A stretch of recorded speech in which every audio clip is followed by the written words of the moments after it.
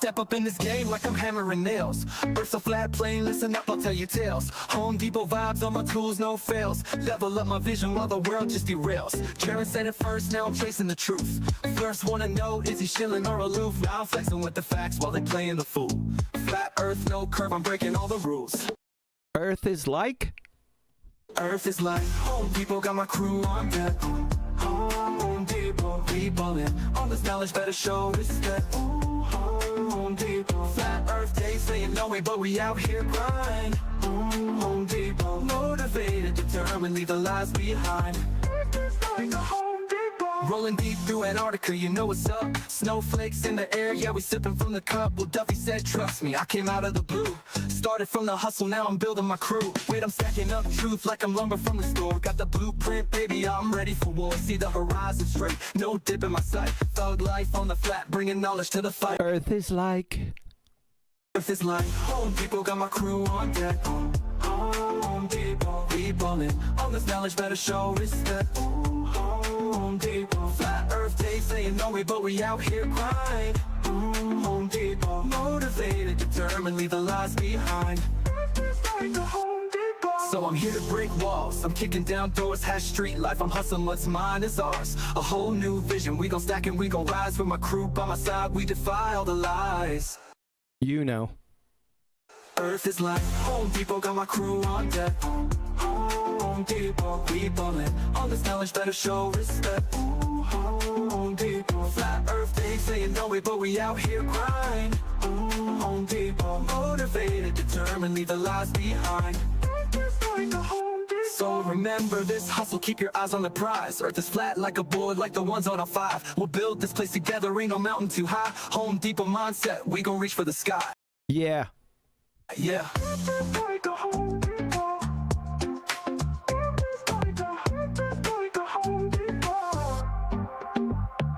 So remember this hustle, keep your eyes on the prize. Earth is flat like a board, like the ones on our 5. We'll build this place together, ain't no mountain too high. Home Depot mindset, we gon' reach for the sky. Yep. Yeah.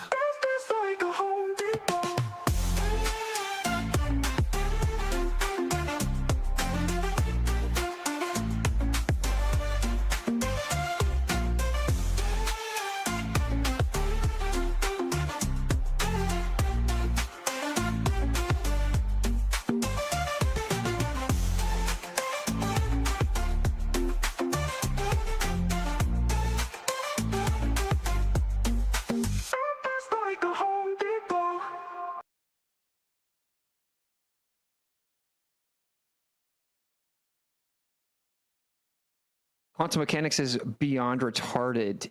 I think quantum is the most impressive and precise and advanced field of science in the history of mankind. And we have incredible advancement and precision and predictive capabilities. Like, it's amazing what we do on the quantum scale.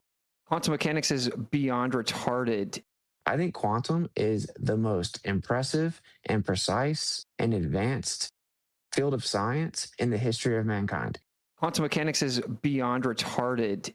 I think quantum is the most impressive and precise and advanced Quantum mechanics is beyond retarded. field of science in the history of mankind. Quantum mechanics is beyond retarded.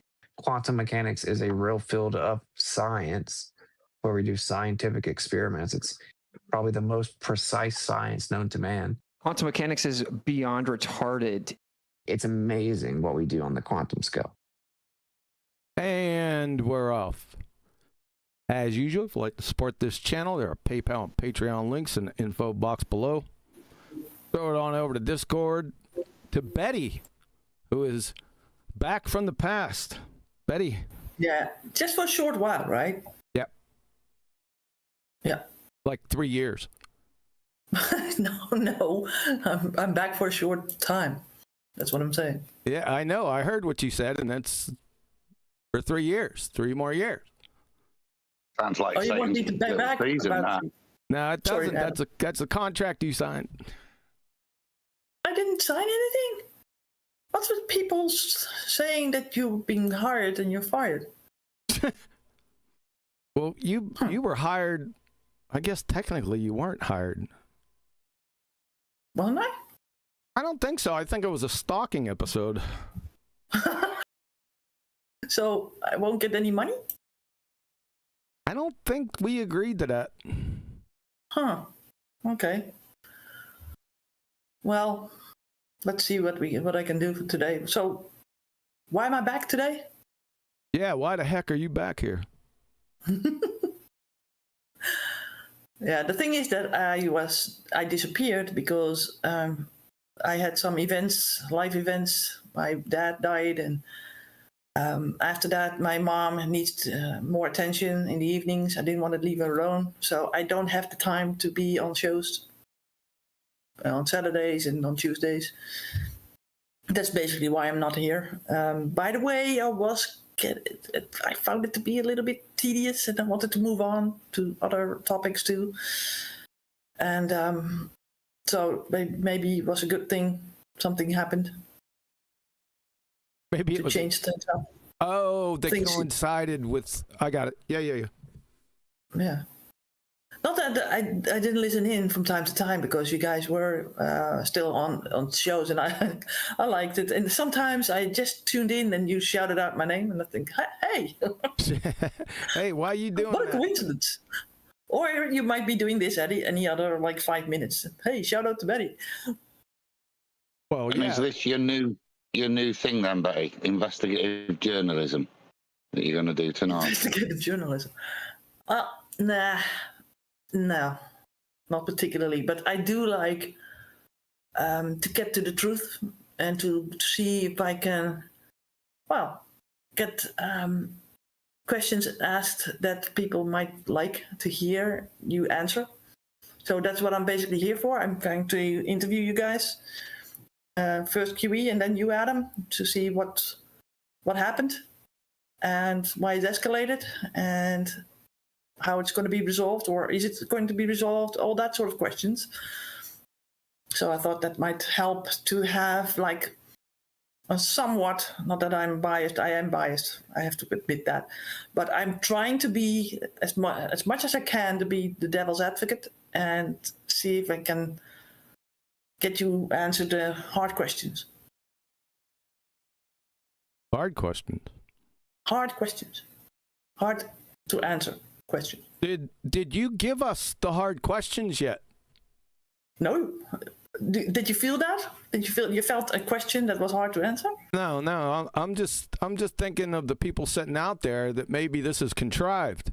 Let me assure you, it's not contrived. She did not give us the questions she's going to ask today, just in case you were wondering. But you did preface it that you weren't going to answer every question that I asked. Well, it depends on the question. Yeah, like your PIN code on your pass, for example, to get money, you won't answer that, right? PIN? Run that by me again?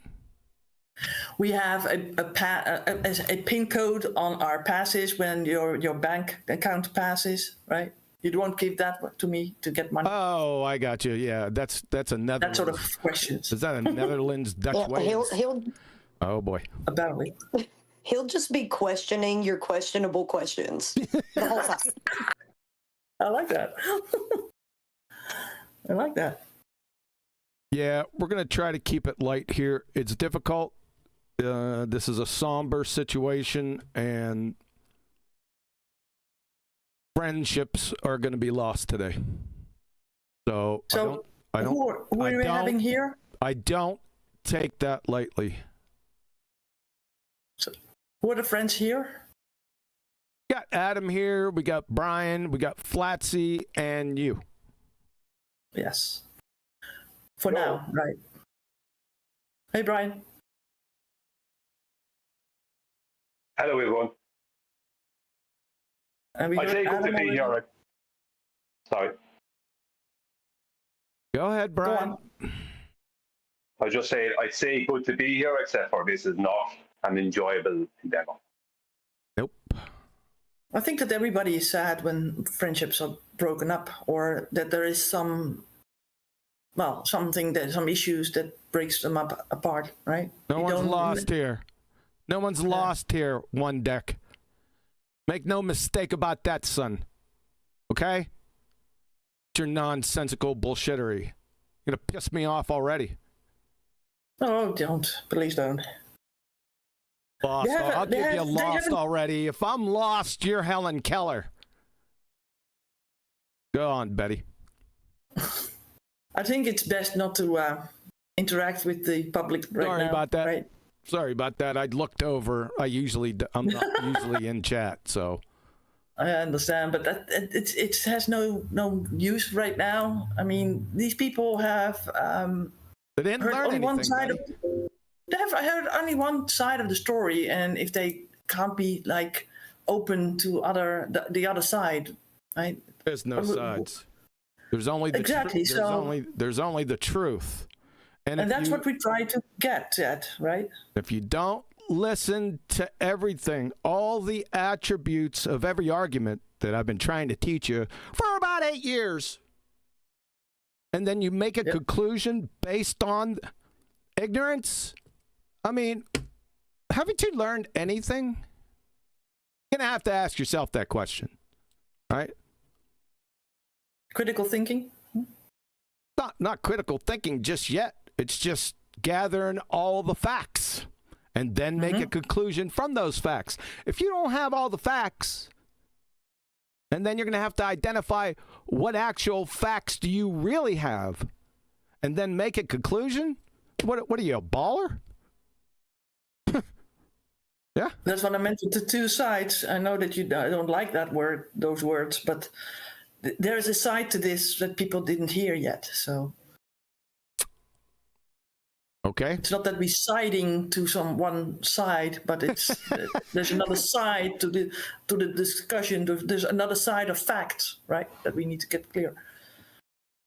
Well, I would say that there's already one side that has not been factual. Okay. Well, we could Get to that. Yeah. So, are we ready to begin? Yeah, go. Okay. So, it's just you and me, Kiwi, for this first part, right? Just like in the beginning. Exactly. So, the first question that I have for you is, why are you a YouTuber? Why am I? You guys made me do it. How? Well, you put the pressure on me. Because from the beginning, to be honest, I didn't even really think about it. Right? And then people started putting pressure on me. I think it was you and Nathan. You first. Why don't you have a YouTube channel? Get a YouTube channel. Nah, I really don't. No, I want never said that. Yeah, No. you did. You did. I wanted you to have a platform. That's what I said. And that's why I made you a Discord server. You did make that Discord server, didn't you? Who'd you make it for, I by did the way? that for you because that was in my abilities to do. Who? Say that again. Who did you make that Discord server for? For you. I was wondering. Okay. I did that because I wanted you to have a platform. Back in the day, because we know each other for like 8 years? Longer? 8 years? Maybe a little bit longer. Somewhere in Yeah. the vicinity. And because we were writing in the comments underneath these shows that the people put out the hangouts and stuff, and I followed you around so that I could see what you were writing. And you were wondering how I could do that, how I could track you. But that's not the point. The point is, I thought that you were asking Nathan for some money so that you could basically get by. And that he therefore gave you BALLBUSTERS. No. That was strange. How did we get there? Well, that's what I heard Nathan say, that you came to him on a time that you were in money distress, and you basically asked him, "Hey, No. I want half of your revenue because I put in a lot of work." That's a damn lie. I never said that. That never happened. Prove it. Okay. Prove it. Yeah. Okay. Well, I heard Nathan say that on one of the shows. That's I wanted to put that. Yeah. Yeah. Well, prove it. You tape everything. Go ahead and prove that. I want the specific claim, and then I want the evidence. Try From that. Nathan, you mean? Novel idea. Not only to Nathan. I don't have the tapes. Oh my God. Not only to Nathan, to anyone. State your claim clearly and specifically, and then provide the evidence. If you don't have the evidence, then shut up. How about that? So, Nathan helped you out with setting up your YouTube channel. Yes. Did he? Oh, yeah. I didn't know what to do. Yeah. And he helped you out with how to do OBS, that sort of stuff. Everything. Right? Yeah, I didn't know anything about that. Yeah. Because what I got is that you did go to Nathan and basically and say, hey, listen, I need some money. I remember that back in the day. That you said that. I need some money. And that you basically going to go to it to say, hey, listen, I put a lot of like presentations up, because you did do a lot of presentations on Nathan's show, didn't you? No, you misremembered. I never said I need some money. As a matter of fact, I wanted to not monetize the channel. We were sitting in here and I said, you know what? I don't want to monetize this. Make all videos to 0. And Nathan was like, I don't think you should do that. Now, this wasn't specifically with BALLBUSTERS. This was specifically with the channel. He remembers that. I told him that. So I don't know where you're getting this money crap from. That never happened. Okay. So BALLBUSTERS was there, right? Nathan gave you BALLBUSTERS? No, it was 50-50 split, but he decided, well, since I'm having it on my channel, I'll just keep it on. Because my channel was just a mere extension of his. We were in the same group. Didn't matter. Yeah. So how did you get on Nathan's show then? Because I know that I pushed you to a little bit to go on there, because I heard people have arguments there and it didn't make any sense. And you had like a whole lot of like flat earth proof already. And sure. You had that on Cathexis's channel, I think. And you were on different hangouts already, and you never went to Nathan's, but he was just opening up his flat earth debate shows and stuff. So how did you get there? Did you jump in at some point? So it was Robert Pisano first. Me and Robert were doing some things for about 6 or 8 months before Robert ran into some problems. And then hooked up with Cathexis not too long after that, as you already know. And then Cathexis disappeared. I don't know. That was about 8 months too. 8, 10 months, somewhere in that city. I don't know. I don't remember. It was a long time ago. And I think, because like you said, I used to comment beneath videos after the Wild Wild West was over. A lot of people don't know what that is. We talk about it every now and again. But anyway, I guess I was underneath a Nathan video at that time. And I think it was M. Scott Veach who posted a comment, and I commenced to eviscerate him, as you know I usually do. And I think Nathan seen the comment, and then he contacted me, or I contacted. I don't remember that. So jumped on the show. You ended up, yeah. But you ended up doing presentations on his shows. Yep. Yeah. So you brought a lot of new stuff to the table, basically. Could say that. Yeah. So, and after that, after your YouTube channel, you were also in other platforms like on Discord, but you also made a website. I did. When was that? A few years afterwards. It was right around the Black Swan. And that was when again? 2020? Yeah, it was after the Black Swan came out, so a couple months after it. Yeah. Okay. Well, we had a web administrator offer his services. Yeah, and he did that for basically free. Only some of the costs that it takes for a website to come up, right? To yeah. URL. Yeah. At that time, not anymore. Shout out to Davey. So you had also Teespring. I did. Does that what? That's too funny that you would say that. I haven't checked that. I haven't checked that for like I don't know, a year and a half, maybe 2 years. I don't even think I had the password for that site anymore. But yeah, did Teespring, did a couple things. You did most of the design work on there. Mm-hmm. Yeah, under your supervision. That was a lot. That was a lot of fun. It was, yeah. Never had a single argument. On different colors we did, yes. It was really fun. Isn't that the shining star of our relationship? I mean, no arguments or anything. I think that would be the lie if we would say that. Yeah, it would be, wouldn't it? So basically, YouTube, not your website, but Teespring and your patronage would bring up some money, right? Sure. Yep. Yeah. And you're happy with that, right? Yes.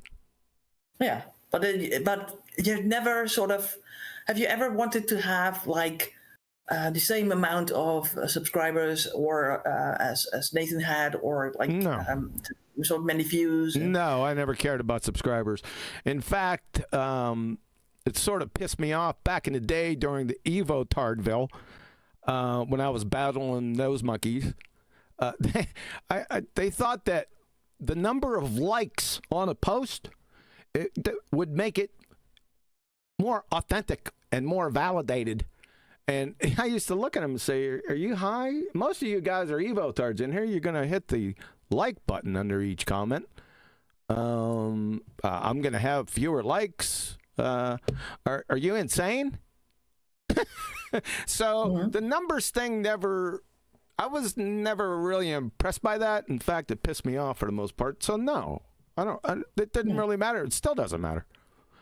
I came on here saying to myself, if I educate one person, that's when I first came out here, not in Flat Earth, Evo Tardia. If I educate one person just to say, let me go research that some more, then I've accomplished my mission. Well, you already did with me, right? Yep. Yeah. So I used to say that that's all that really mattered to me, and my mission hasn't changed from the beginning. Yeah. Okay, so it's not that you're out there to grab as much money as you come on. Like to. Right? You think? It's not that. Yeah. Well, I can sort of say, well, you attack a lot of people, so you make more enemies than friends. I don't attack them people that it's unwarranted. I mean, my mission was to expose pretender clown frauds, no matter their station in life, with a special focus on people with credentials that are talking shit and trying to bulldoze Joe Coffey and Betty Breadmaker. So that was my original focus. My focus hasn't changed much. The topic has changed a little bit, but the focus is still the same. But isn't it sort of that when you started to attack flat earthers, that you sort of eat your own, basically? Well, number one, they have to prove that they're flat earthers.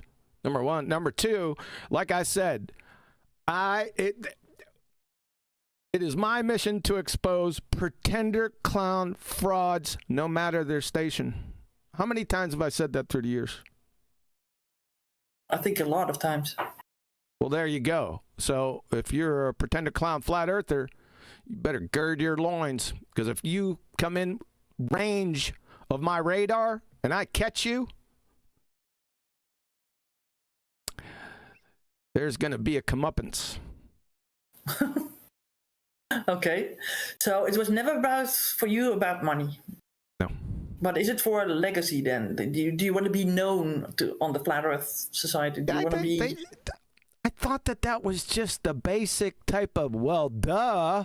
I mean, I've been out here since 2016 in the wild, wild west, right? Doing presentations for I don't know how long, right? I thought it was just a well, duh. I thought it would just be part of it, right? I wouldn't really have to do anything, right? Because it's already done. But there seems to be recently an attempt to write me out of history on a number of fronts, not just this one. So I find it pretty funny. I chalk it up to penis envy. The thing is, when you call yourself quantum eraser, is that not a bit sort of maybe make it literally. You erase yourself. Not erasing myself. Mm-hmm. Yeah, we On did the have a company level? GoFundMe. Yeah, there's a couple GoFundMes where I ran into some problems. East is west. Yeah, there were a couple times and everyone came through for me, so that was fine. But that was never the mission. That's just a couple emergencies that popped up. Was that for your computer back in the day? There was one for the computer and stuff. But that wasn't a big. He's not talking about that one. He's talking about the other one that I ran into some problems all at once. That's what the problem was. But yeah, that did happen. Yeah, but that was never the mission, right? That was just experience along the way. Were you always hesitant to make the GoFundMe, or did you like to do those? Obviously. Yeah, you didn't like them much. All right. What a great history. Okay. Yeah, that's so. Then we sort of not like you want to have a legacy, do you not? I mean, you want to be known for your arguments. You wanted people to use them, right? Sure. You pointed them to your website. Hey, come on, it's all up there. Use them, spread them around.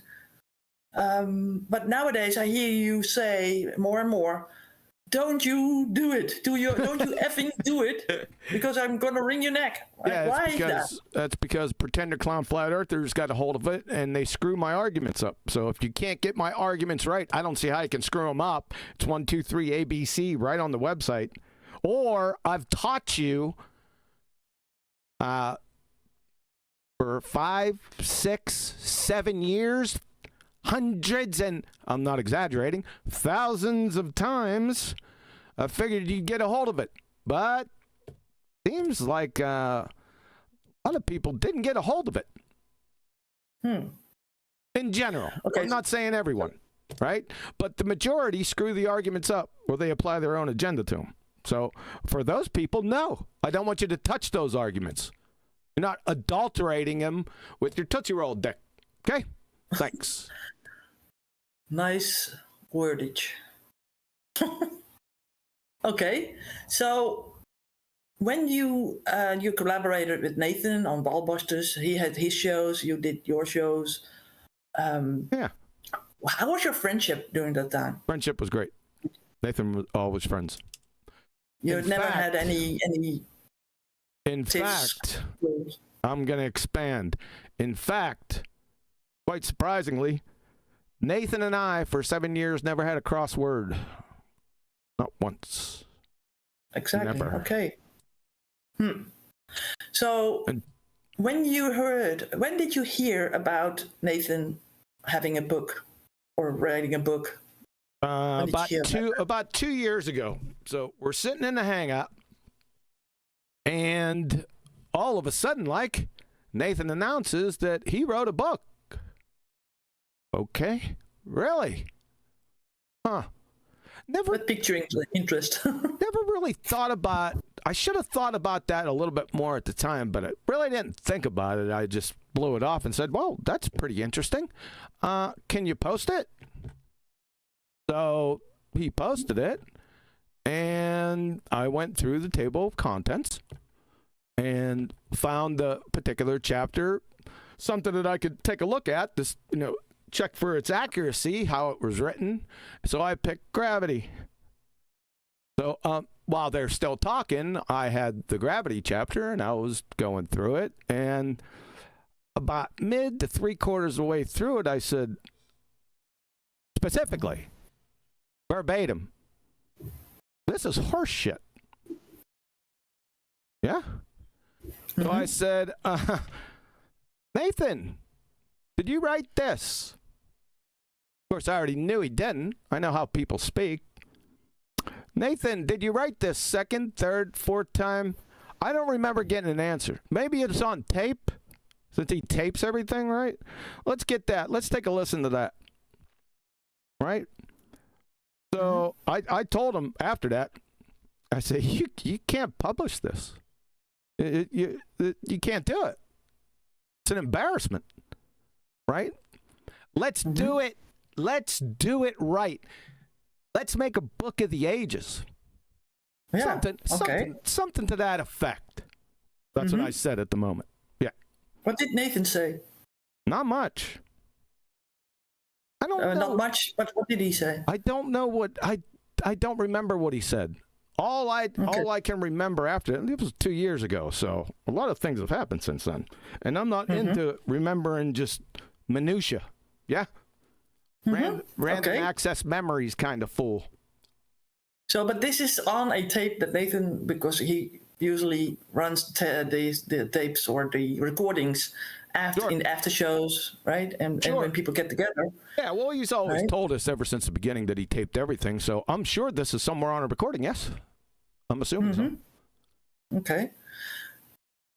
And what happened next? I don't know what happened next. All I can remember. Yeah, I don't remember it. It's too specific. Go ahead. Do you want to say something? Yeah, I want to sort of redirect the question or make it sort of easier to answer. So you basically said that you can't publish this. This is bogus. This is not good. When did you start with the correcting of that text? Oh, the correcting of the text. I describe it a little bit different because I want you to basically say what you need to say about that. Well, it wasn't only me. I mean, it was everyone in the group. Obviously, Brian's there. I don't know if Brian or Adam was there when I said that, because sometimes Brian would be there, Adam would be there. I wouldn't be there during that time. It wasn't like back in the day when we were there every day, right? So I can't remember who all was there at the time. All of a sudden, I remember us sitting down, Brian, Adam, Nathan. That's all I remember. There could have been, like I said, there could have been more people there. And the idea was to go ahead and fix this book. Yeah. Okay. And where did you start? Well, I told them right from the get-go that it would be impossible to go ahead and try to formulate this already written book. It would be like handcuffs in quicksand, right? Because you can't, it's hard to make something coherent that's not coherent, right? You just start over again, right? And I stress this, and listen, play the tapes. You're going to hear me say this over and over and over again. However, I was outvoted, right, for whatever reason. So I said, okay, let's go through the tough slog and let's try to rewrite this with the text already in it. Okay. It sucked, right? And who did you write this with? Did you type it up? No. Okay. No. So how did that happen? No, Adam was the scribe. Adam took over. He took over writing everything while Nathan recorded it. You call him a scribe? At that moment, yes. Okay. So did you have Nathan say, hey, listen, you want to help me out?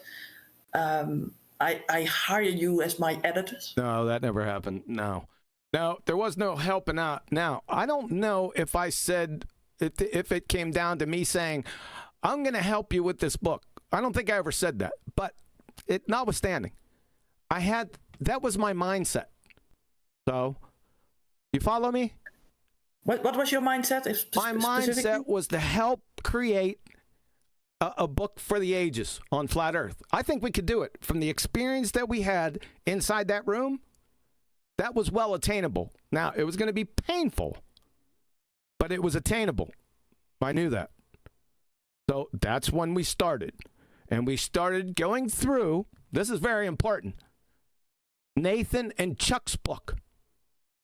Yeah. See, there's 2 books, ladies and gentlemen, if you weren't aware of that. This is sort of a bait and switch issue. 2 books. So what was the title of the book that Nathan... Let's go and take a look at it. Here was the book I was presented. Flat Earth, Housekeeping Questions, Deflate the Globe. Pseudoscience and Logical Fallacies Exposed, Nathan Oakley. Is That's this it. what I see on Discord? Is that also on this show? Yes. Okay. All right. So that's the book that Nathan came with.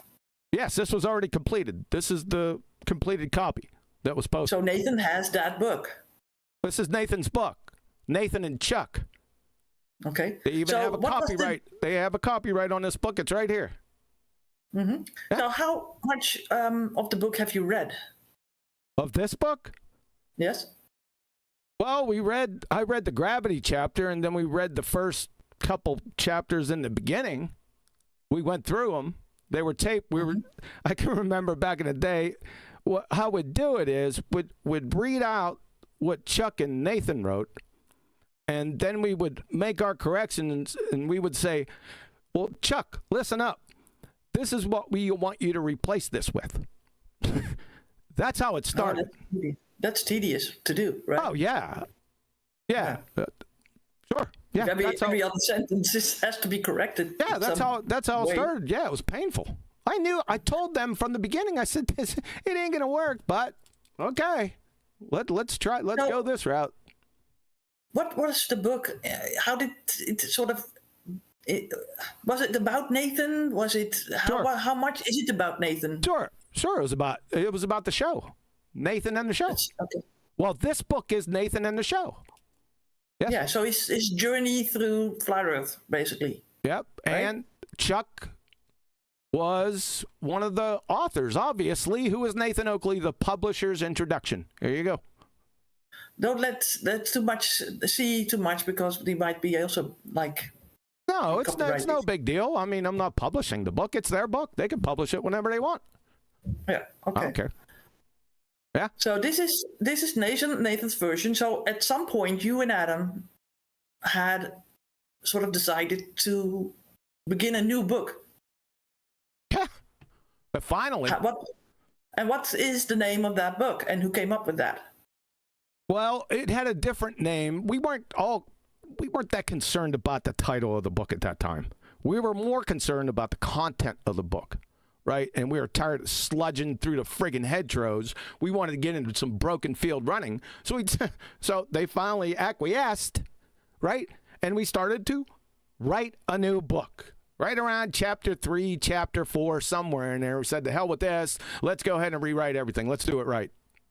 And how long because you said this started 2 years ago. Yeah. How long after the beginning of that did you start a new book?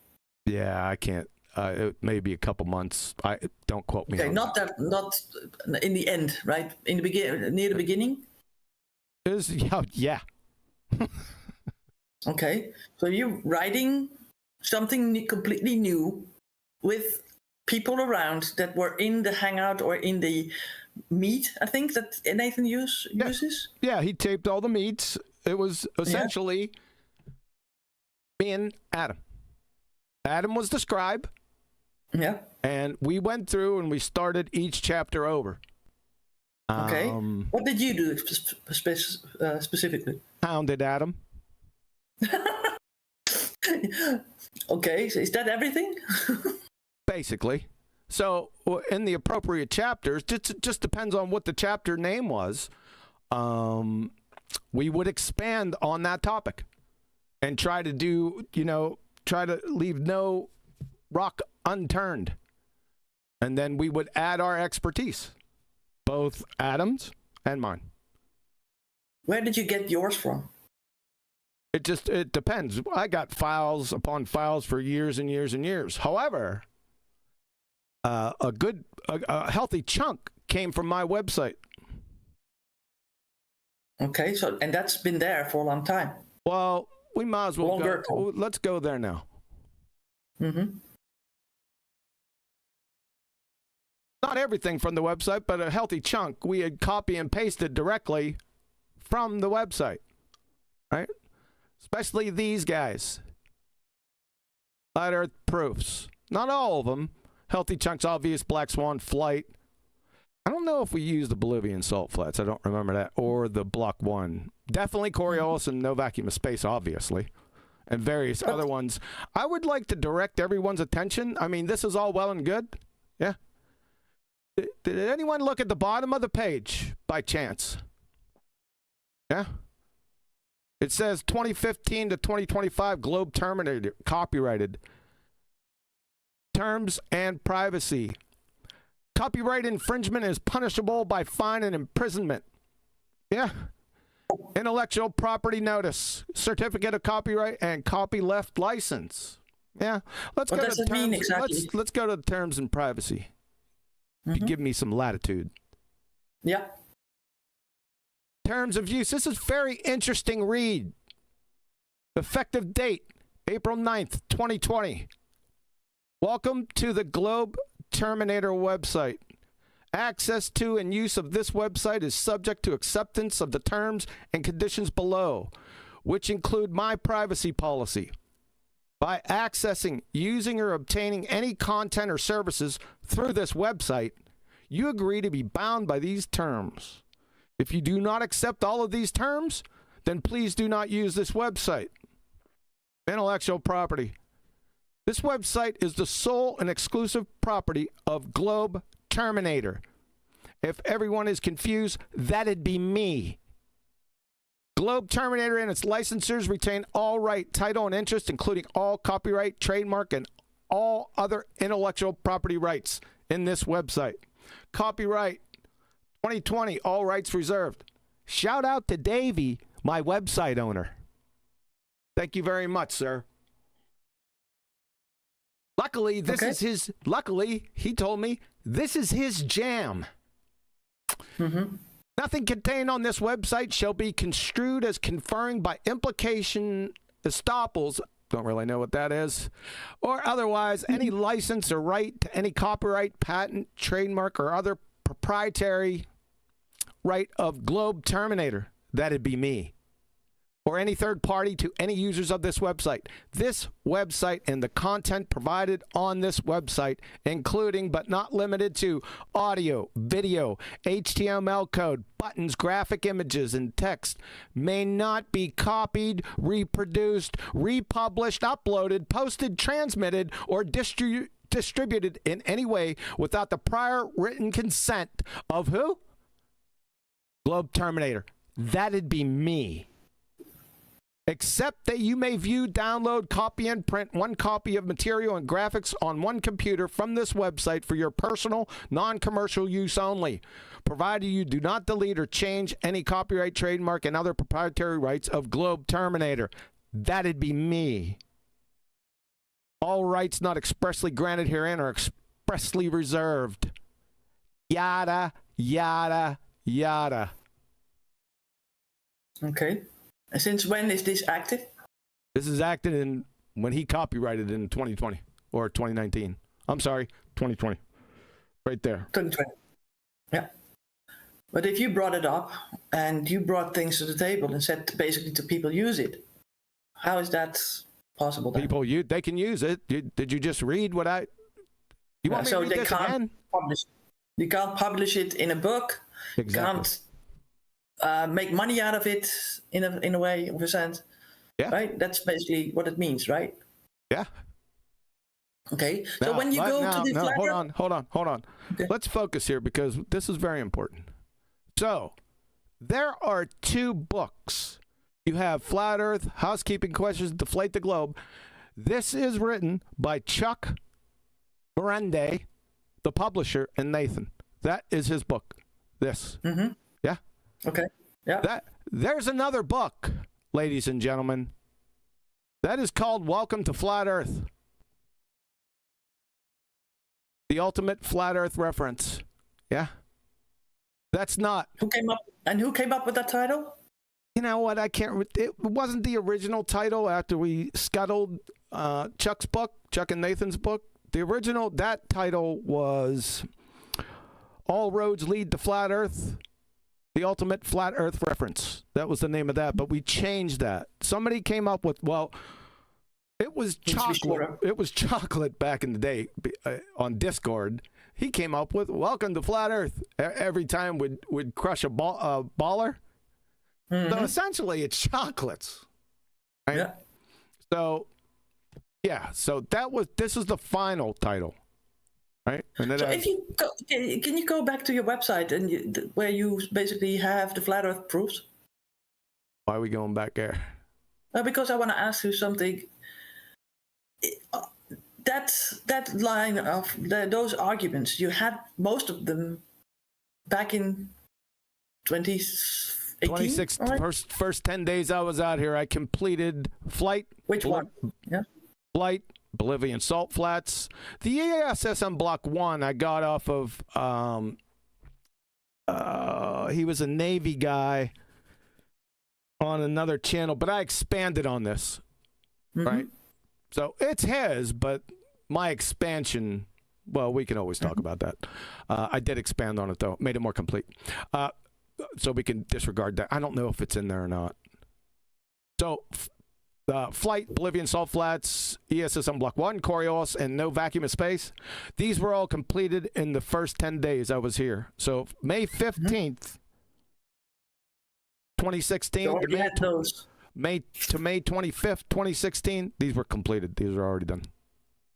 I know that I was on the Nathan show one time. You forced me to, remember? Yeah, I did. And nobody knew what Coriolis exactly meant. And I said, you need to go and search out Kiwi because he knows exactly how that Coriolis thing works. Sure. And there's a great argument for that. So I know. That. Yeah, I know that. Nathan's already admitted he didn't know dick about it, and I taught him it, along with natural science, everything in natural science, and Coriolis. That's been already spoken about many times. These are not basically the housekeeping questions that Nathan usually. No, but they're attached to the proofs inside the book. And so you rewrote it in the book, or wrote another book? Under the appropriate chapter, under the appropriate subject, some of these arguments fit like a glove. Yeah. So you were writing towards a book that was meant for Nathan. We were writing towards a book that was meant for Nathan? Yeah. Yeah, you wanted helping him to get a book out using stuff that came out of these arguments you already had on your website. Yeah, I was going to give it to him, yeah. Yeah. Okay. So did you not ever brought up, hey, listen, I'm going to invest a lot of time, a lot of effort, and a lot of my own material. No. Why didn't you? Because I didn't know that at the time. What? No. But you know what? I didn't know that at the time that I would be spending the next 2 years doing it, Betty. Okay, but the time evolved and you never came up with it. Why did you come up with it when you came up with it? And I never came up with it. Came up with what, Betty? When did you go to Nathan and said, hey, listen, I want to be on the cover of the book and I want a percentage of the upbringing of the Somewhere book. in the vicinity of October 5th, 6 weeks ago, somewhere around there. Why then? Why not? Well, why didn't you do it earlier? Yeah, I mean, come on, don't play around, Bush. Stop playing around with you, sunshine. Because relax. Right? We got it. I am relaxed. It's you're not relaxed. So yeah, but the question was incoherent. Why then? Shut up. Why then? Because it was then. That's why. No. Yeah. You know that I said to you back in the day when you were doing a lot of stuff on the book, because every week you were having sessions, right? Maybe multiple times in the week. And I said, you are investing a lot of work on this. Why? Why don't you discuss with Nathan? Because I said, why don't you write your own book, right? Because it was still meant for Nathan. It was his journey that you were going to write about, with the housekeeping questions, whatever, right? Why didn't you write your own book? I didn't want to. Instead of helping someone else. Why didn't you want to write your book? I didn't want to write a book. I thought it would take too much time and too much energy, and I had other focuses elsewhere. I remember you answering that way. Yes, so that's correct, of course. Okay, but did you ever had the idea of things going sour like it Of course not. went sour now? No. Why not? Why did you have the idea that everything would be okay? Because apparently you didn't want to mention it earlier, but in the end you did, right? So why didn't you think that it was a problem before? We were friends. Yeah, okay. And what is a friendship for you? What does it mean? Pretty important, especially after a lot of years. I would put it at about 7 years, somewhere around there, probably a little bit more. That's kind of important to me. Yeah. So what does a friendship mean? Friendship mean to me? Could we get to the specifics and the facts of the argument? I just want to establish what a friendship for you means, and when does it break? When does it sort of come to an end? Yeah, the meaning of a friendship doesn't have anything to do with this topic. Yes, When it did the does. friendship break? Somewhere in the vicinity of October 5th. And why did that? Yes. So Adam and I had talked previously. He went on his vacation. Before he left for his vacation, he brought up some concerns that he had. And I said, didn't like those concerns. Because I know Adam is a man of principle, and principles will overtake him, and things will go south. I thought that they were going to go south. That's exactly the way it happened. So I waited till Adam got back, and I said, listen, let's go ahead and make a meeting with Nathan. After all, we wrote the book. That is, Adam typed it. Every single word, by the way, because I was there the whole time. He typed And he saved it on his computer that later got stolen, right? Yes, he saved everything on his computer. He would drop parts of the book off in mutual. See, this also happened with the Skype and team turnover. This was a train wreck because Adam had lost some material that he posted. He can get into that. Let him talk about that. That's not up to me. It was a cluster screw. Believe me. Thanks a lot, teams. Appreciate it. Fucking idiots. Where are we at? Sorry, Betty. So you had the book. How did you get the book on your computer? Well, I got it from Adam. Before he left, I asked him, I said, well, Adam, can I have that book? Can you send that to me? Just in case if you die. Right? So he had already made plans to save it somewhere else. But I just wanted to make sure, right, that after 2 years of work, that wouldn't go to waste. Didn't like bringing the morbid aspect, but I thought I'd be direct with it. And he agreed, so he sent it to me. Okay. So you stored the book. I did. Did Nathan ever get a copy of the book? I don't think so. I don't think Adam sent him a copy. I don't think he asked. What did Nathan, in the whole time that you guys were working on this book, what did he do? What did he contribute? And the whole time, what did he contribute? Yeah. He taped every session. And I would say 2 to 4 paragraphs in 14 chapters. He made some stuff with the rock in the hard place, and he had some of his thoughts into Coriolis effect. Okay, and how many hours or times or sessions did that take? I don't know. I can't remember. Ballpark. A few minutes for each. Okay.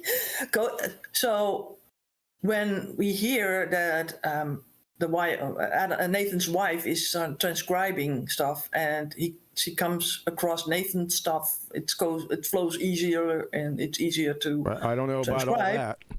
If she is transcribing those taped videos of me and Adam and Brian writing that book, I would not publish that. It's called plagiarism. You're not guilty of it yet. Don't do it.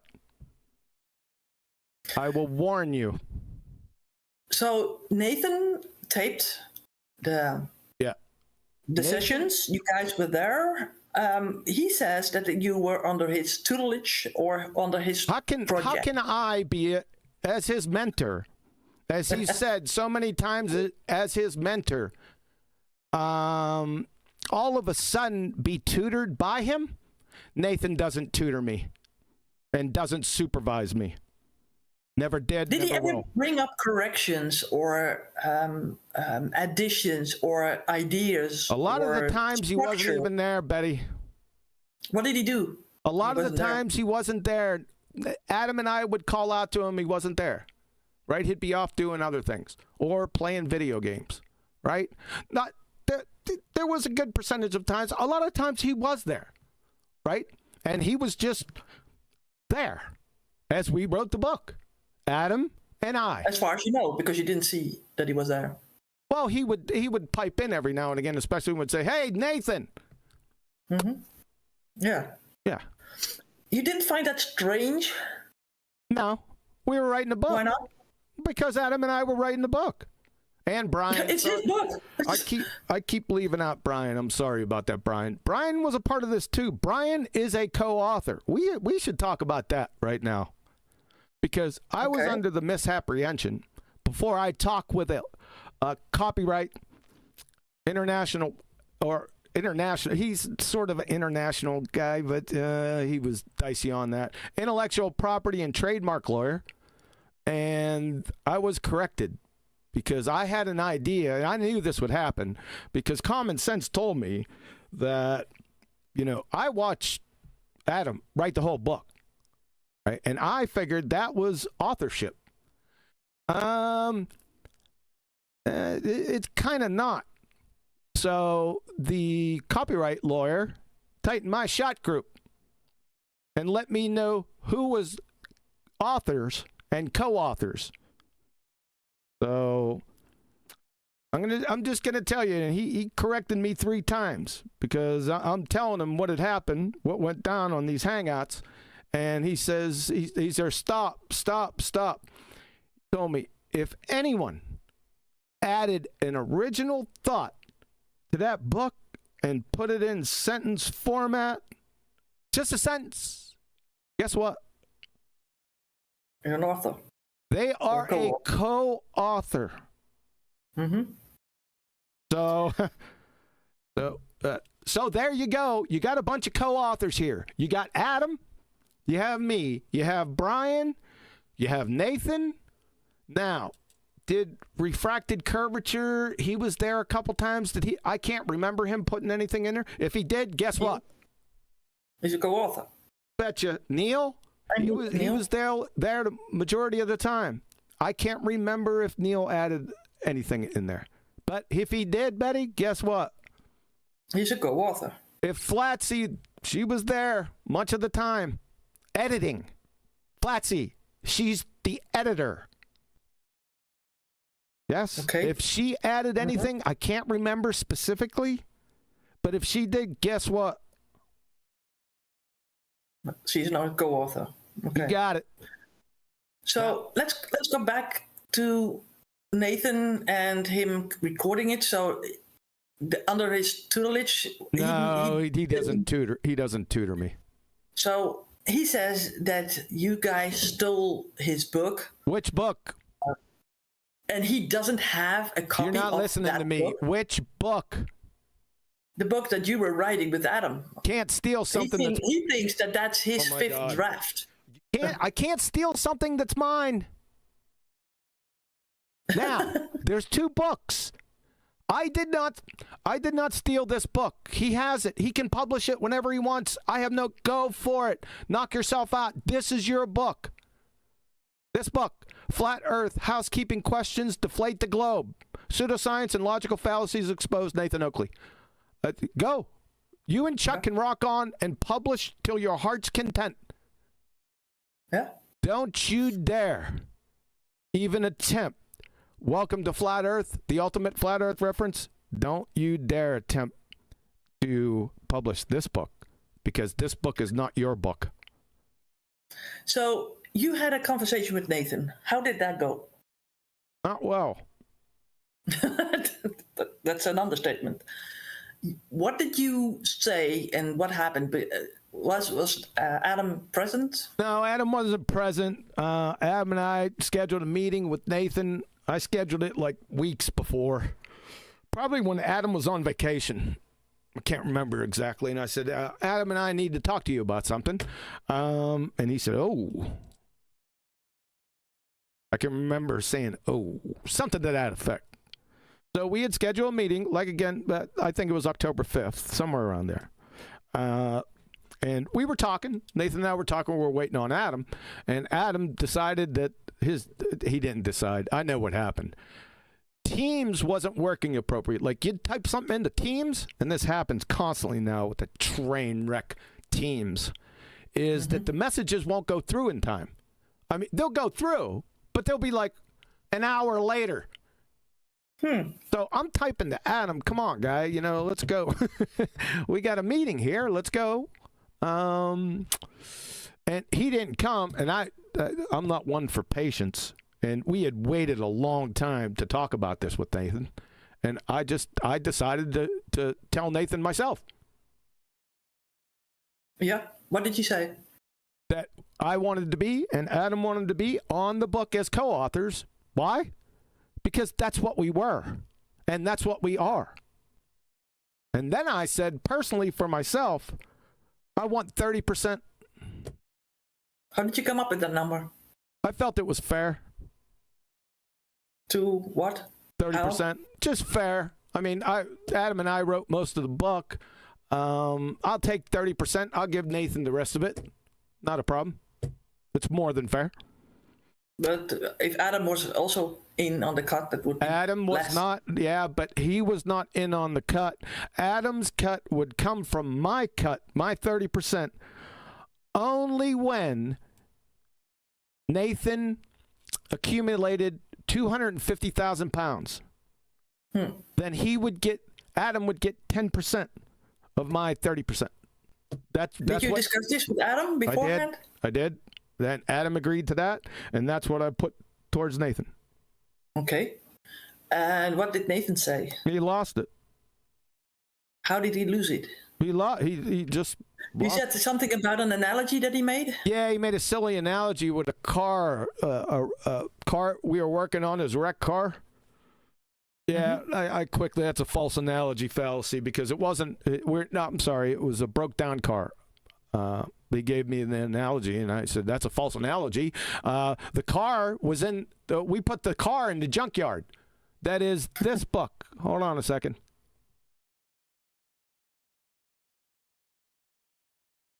This book. See this? This one? This one died on the operating table. Well, Okay. it didn't even make it to the operating table. It was dead before it got to the emergency room. However, we tried to resurrect it. It didn't work, so we scuttled it. And more or less, that's what I told him. We threw that car. That car was in the junkyard. We made a whole brand new car. And I told him his analogy sucked. And he lost his mind and hung up. He hung up? Yep. Okay. And what happened after that he hung up? Well, what time went by? I don't know what time. I don't know what time, Betty. Jesus. No, yeah, it doesn't have to be day. But in the days following, what happened? What did expire? Well, it was. I think it was the same day. From radio silence, maybe. It was the same day. That he wrote me one of his heartfelt messages. I haven't been back to look at it. About being a Christian, and what I remember was written twice was copyright is king. Copyright is king. Okay. Okie dokie. I got that message. And then I thought about it for a little while.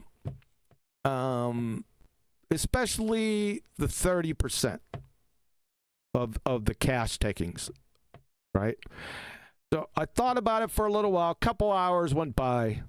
And I said, you know what?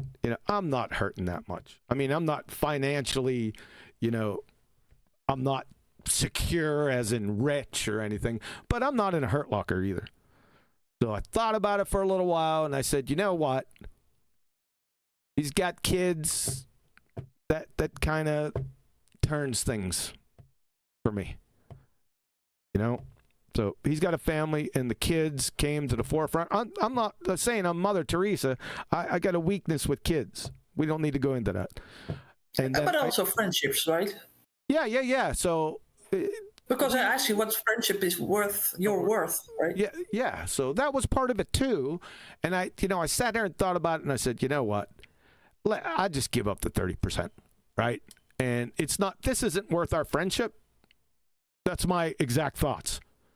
Yeah. So yeah. We had a conversation about that, remember? Yes, we did. And I said basically, you should have set the terms in the beginning. Yeah. You didn't, right? Yep. And Nathan was under the impression that you were going to help him with writing his book, right? And that he could publish it. We did. And he never, ever lied about the fact that he's a YouTuber first, right? He told you guys that's fine a number of times. That's not a question. When he says, I'm going to say this because it's the truth. But he said, "I'm a YouTuber first. I'm here for money, that's and fine. I'm a flat earther next." Right? That's fine. And that book, and he expressed that in his videos, that his book would help him out to get money. Right? He was in there for the money. Yeah. And beforehand, he also had a video out where he specifically said that he didn't want you guys on the cover, and you weren't going to be mentioned anywhere in the book. Well, that's Is fine. Is that why you? He doesn't have the authority to do that. We are co-authors by definition. Every single one of us. I understand, but he did make a video. Is I don't that care. not the? I understand, but I wonder why, when he made that video 4 months earlier than you guys coming towards him, hey, we want to be authors, and on the cover of the book as authors, right?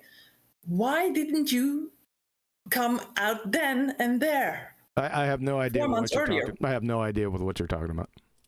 Because there was a video that. Yeah, you already said it. I don't know what you're talking about. Okay, well, he expressed it. You could have known. I could have known? You could have known, yeah, because if you asked it in the beginning, you would have known. That's the hindsight. No. Let me speak. Betty, questions, not your take. Your questions, please. No, I'm going to say this. Oh, God. Because there is a question in there.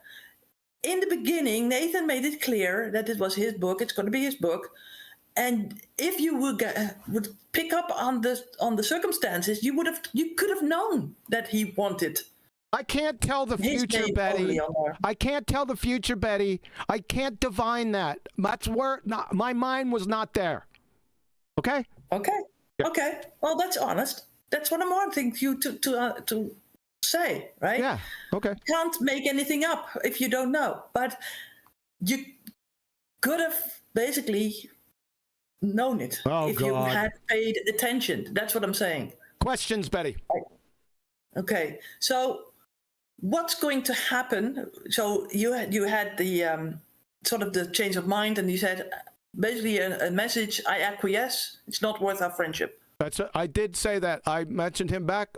The acquiescence. Mm-hmm. I wanted to get him back to the table. I wanted to talk to him. Listen, I understand being emotional about it. I got it, right? Especially with his family and his financial situation. I get it. So I was going to acquiesce to the 30%. I didn't say that, but that's what I was going to do. Once we sat down, got back and sat down and talked about it, I was going to acquiesce and, hey, just take all the cash. It's fine. But Adam and I are co-authors. We are going to be co-authors on that book. It's not negotiable. Mm-hmm. But I can't stop being a co-author, because that's what a co-author is, right? Even if I denied being I can't deny being a co-author. It's non sequitur. Adam and I wrote the book along with Brian. You could have been a ghostwriter. The same thing. No, the ghostwriter is not known per se.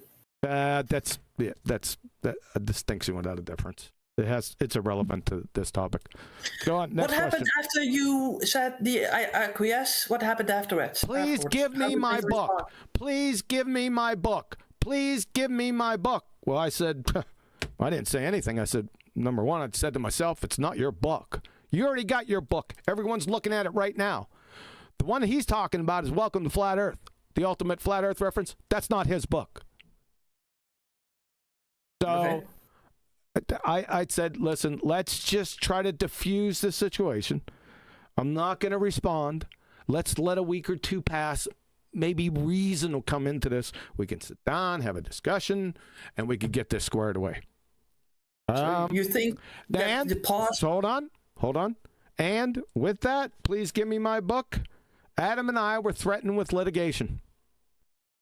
So, having not had any experience whatsoever in my life with litigation, I thought it'd be prudent to do my due diligence and shut my pie hole. How about that? Okay. So what I did was I was prudent for the last 6 weeks. I did my due diligence, and now I'm not shutting my pie hole anymore. Yeah. Okay. So what is your due diligence? What do you mean? What is my due diligence? I had to get in touch with the copyright. What did you do? I had to get in touch. I had to go to a source that knew what the hell they were talking about. So I went to a copyright. I don't know anything about copyright. So I went to a copyright, intellectual property, and trademark lawyer. Mm-hmm. And got my butt due diligenced. Is that a verb? I used it as one. Mm-hmm. Yeah. So Nathan says that he gave you a lot of messages to get back to the table, and you sort of shunned him or ghosted him. He basically left me. What are your response to that? All I seen was, please give me my book, please, 4 times or 5 times or maybe 3. I don't remember. That's all I see. That's it. Okay. And then he proceeded to kick me out of BALLBUSTERS teams. And all the groups, even my own channel and teams, kicked me out of that, kicked me out. So the communication was cut off. He freaking did that because he made those channels so he can kick whoever. So he wanted to communicate with me by kicking me out all the communication channels. Kind of doesn't make sense, does it? No. Okay. Yeah. So what's happened now to the book? Nothing. Okay, but it does it. What did you do? There's a case number. I filed a copyright with, not this book, because this is Nathan's book. This book. This has got a file claim. Now the government has been shut down for a little while, but the date and the claim number, the file number, claim number is in there. For this book, Welcome to Flat Earth, the ultimate flat Earth reference. So what happens to this book? Yeah. This book is a ship without a port. That means it's going to be sailing forever, portless. Now, if some dumbass, to this book specifically, if some dumbass cracker goes ahead and forces port and enters this ship, Thor's hammer is going to come down on him. I can tell you that right now. So do you have any idea to do something to make it go to a port in some future day? No, this book will never see port. That is, if Nathan tries to port it, if Adam tries to port it, if I try to port this boat, anyone tries to port this, they're in a world of hurt. Because there's co-authors in here. So we never will see this book to life. 50% of this book is mine. My material, my authorship. 30%, these are just general ones. It's within this vicinity. Adam. 10 to 15%, 10 to 12, 13%, Brian. And the extra few little morsel percentages is Nathan, and like I said, the other people. Mm-hmm. But we'd have to go back in there and identify those. It's not worth it. So this is a portless ship. So basically, people will say you ransomed the book. I didn't ransom. How can I ransom my own book? Well, because it will never see the light of day. That's fine. That's just the way it's got to be. So you're not going to write or take portions out there to write a book that is yours with an Adams, for example? Adam and I have briefly talked about, yes, our the things that are ours, which is the majority of the book. Yes, so that might happen. Because this also, your book has basically a little bit of the journey of Nathan in it. It's right? not my book specifically, it's our book. It's Adam's, mine, Brian's. Yeah, the majority of this book. But remember, if there's a sentence in here that was a creative thought that went into this book and they can prove that they did it, they are co-authors. I can't publish this book. Okay. So yeah, you make that clear, I think. So I got to start. We have to start over again. Now we have a lot of the material, but we're going to have to start over again. So you basically can call this a draft. No? You could. Or a work. Yeah. Okay, but it's not a fifth draft of Nathan's. a fifth draft, huh? Yeah, I think it's one too many beers, Betty. So how many chapters does this book have? This specifically has 14 chapters. 14. Okay. The other, Nathan's book, well, we can go check. Book has 12. 12. Yep. Okay. All right. Now let me talk. Let me just say this. I've been charged with lying. Can somebody please tell me what that lie is? I'd appreciate that. And then when you're done telling me what the lie is, can you please provide the evidence of it? If you'd be so kind. Number 2, I've been charged, along with Adam, with theft. Stealing a book. Can you be so kind as which book I stole? And the evidence specifically. Yeah? If you would be so kind. I'd like to know. You're going to charge me with something. You better don't half-step. You're going to get your ass tore up. You got it? Sunshines. Flat earthers out there. Couldn't spell cat if I spotted you to C in the A. Well, it's not only flat earthers, right? It's ballers also that are yeah, some ballers did, yeah. following this drama, basically, or this fiasco, whatever you want to call it. Yeah.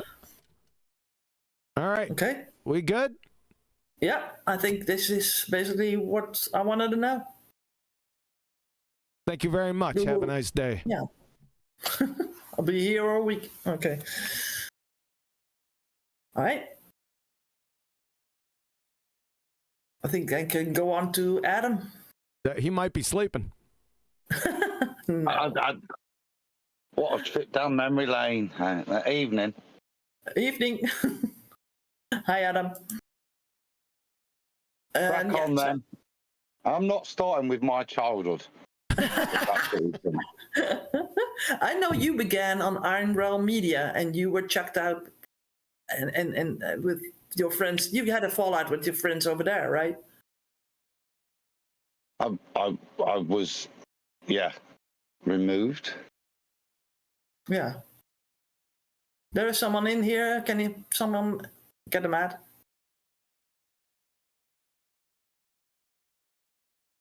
Thank you. You were removed. Was that of your own doing? Did you do something bad?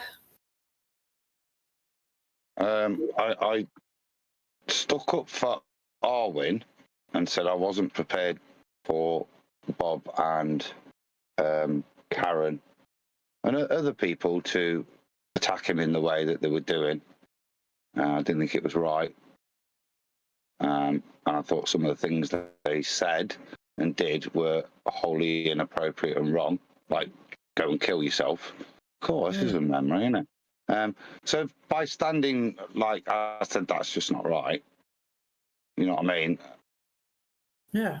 I put it to the other guys, and then they kind of agreed. And then a few weeks later, I was kind of realised passwords had been changed and I was locked out. So I had a a sad evening. Not an argument, but a sad evening, saying goodbye to Josh and Walt. So, What was your contribution to that show back in the day? well, again, it was a collective, but I would suggest heavy on my end in terms of I did a lot of the OBS. Well, Josh ran the show and I ran the show. You know what I mean? In terms of production, he ran it for the first bit, and then I kind of just wanted to get into it and learn how to do OBS and stuff. So then I did it a bit. That's where you'll see the really gaudy, over the top screens and stuff, where I was just figuring stuff out. So. So you had part of the shows that you produced, and sometimes other people did the shows then. Well, it was a collaborative, so yeah, but a lot of the time it would be like content from Savage or me and the other guys. You must have all watched it. It was an odd, eclectic mixture of different guys with different view, a bit like Flat Earth Debate. You know what I mean? No one was of a similar background in these groups, as they say. So you were basically now without a channel. How did you? Were you already friends with Nathan at that time and with QE? Yeah, I had QE on Iron Realm. I know that. I have heard that. I've listened to that. Okay. I remember you asking about the scientific method at the time, and John was very abrupt in that interview, and I remember that portion. Well, that was part of the reason of having him on Iron Realm, was because we had met before. He just put, and he'd reiterated, reminded me. In fact, the way I describe it is, it was like being slapped round the face with a wet fish, is the historical phrase I used. With the scientific method, I held people go, "Oh, Adam's a pharmacist, he knows Katie," but there was a subtle reminder of the nuance of what fits the criteria of scientific method. So both for me and also, and this was with Nathan, because it was Nathan that finally took it to John D. I remember Nathan going, "Oh, should I do it?" I said, "Just be honest. If he's a proper scientist, yeah, and he knows what it is, he'll recognise it." And that was just to recognise scientific method. And I said, just as profound for John D. It empowered him significantly, as did, and I give credit to QE there. Yeah, I'd forgotten it. You can listen on Iron Realm, and I'll talk about a negative outcome. Being more positive than what it is. I know it does finally prove something. That's not the point, but it's not the way it's used in mainstream academia.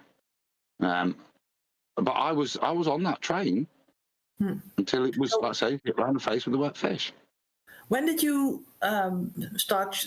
You lost basically your access to Iron Realm Media. You went on Nathan's show and QE shows, both of them, right, at the same time?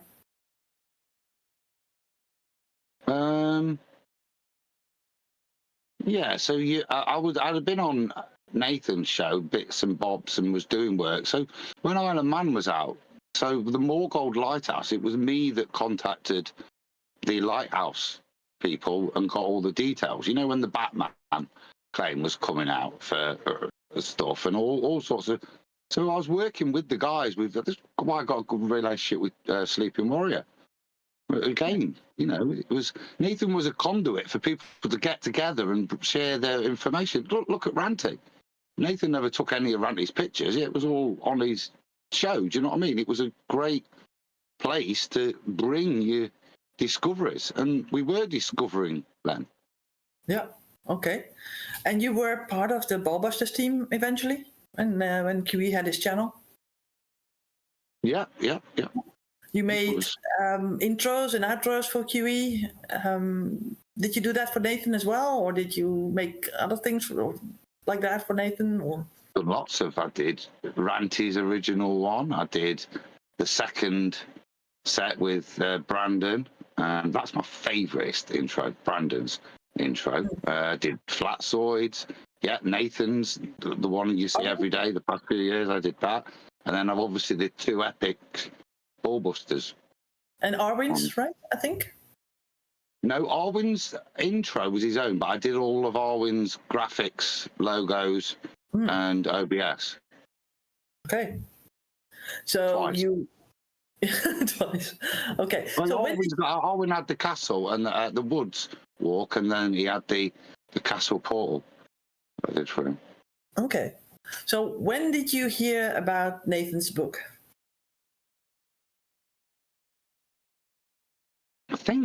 Honestly, I think through 10th Man. I think it was him that told me, and said, would I have a read? Shortly before going on holiday. So I said, yeah, it's a good time to read it. So that'll probably be over 2 years ago. So probably June 2 years ago, maybe. It's hard to know. 2023? Yeah, well, before I went on holiday, which would have been in August, because that's why I asked for a copy to read on the beach. What do you think of it? It was weak source, is the way I read it. There was stuff in there that I knew what it meant, but it wasn't explained or alluded to. It was just kind of given a very brief mention, as if you should know it, if you see what I mean. So there was stuff in there that I recognised, but was I impressed? No. Was I as appalled as QE? Maybe not.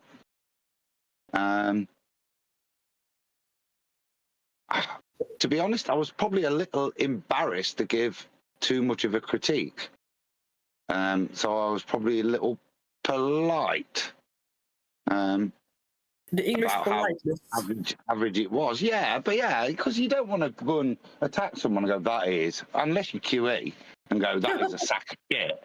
Yeah, you know what I mean? So you're polite in your response, aren't you? Okay, so you said that to Nathan. Hey, I read your book, but what happened? Well, I think you should get other people to have a read of it and stuff like that. And then also I was asked by Tenth if I would write a preface. It's all about a similar time preface to it, because Nathan didn't want to mention anybody in the book because it would become a bit convoluted, which kind of made sense. So would I write a preface, which was read out a number of times, wasn't it? The preface to the book, which was just to thank everybody and kind of mention what I've alluded to, what Flat Earth was, with that a conglomerate of people that achieved great things. So when you, if you make a preface, then you're mentioned in the book, right? Only because I put by the Adam Meakin at the end, but no, even in the preface, I used my literary prose to word it in such a way that it was gracious to everybody without mentioning anybody. Okay, so what happened next? I mean, you read the book, you came back from vacation, you said, well, let other people read it. How things progress from there? Yeah, well, there was a kind of, can we help? Yeah. So that's kind of what we all said. Yeah, of course we would. Do you know what I mean? Did Nathan put that before you, or somebody else? Again, I would probably have the recollection of 10th.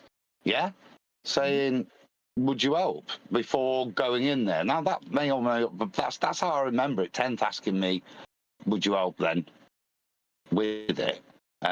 But this is also then starting pretty much straight away in some of the after shows and kind of being mooted. What, you know what I mean?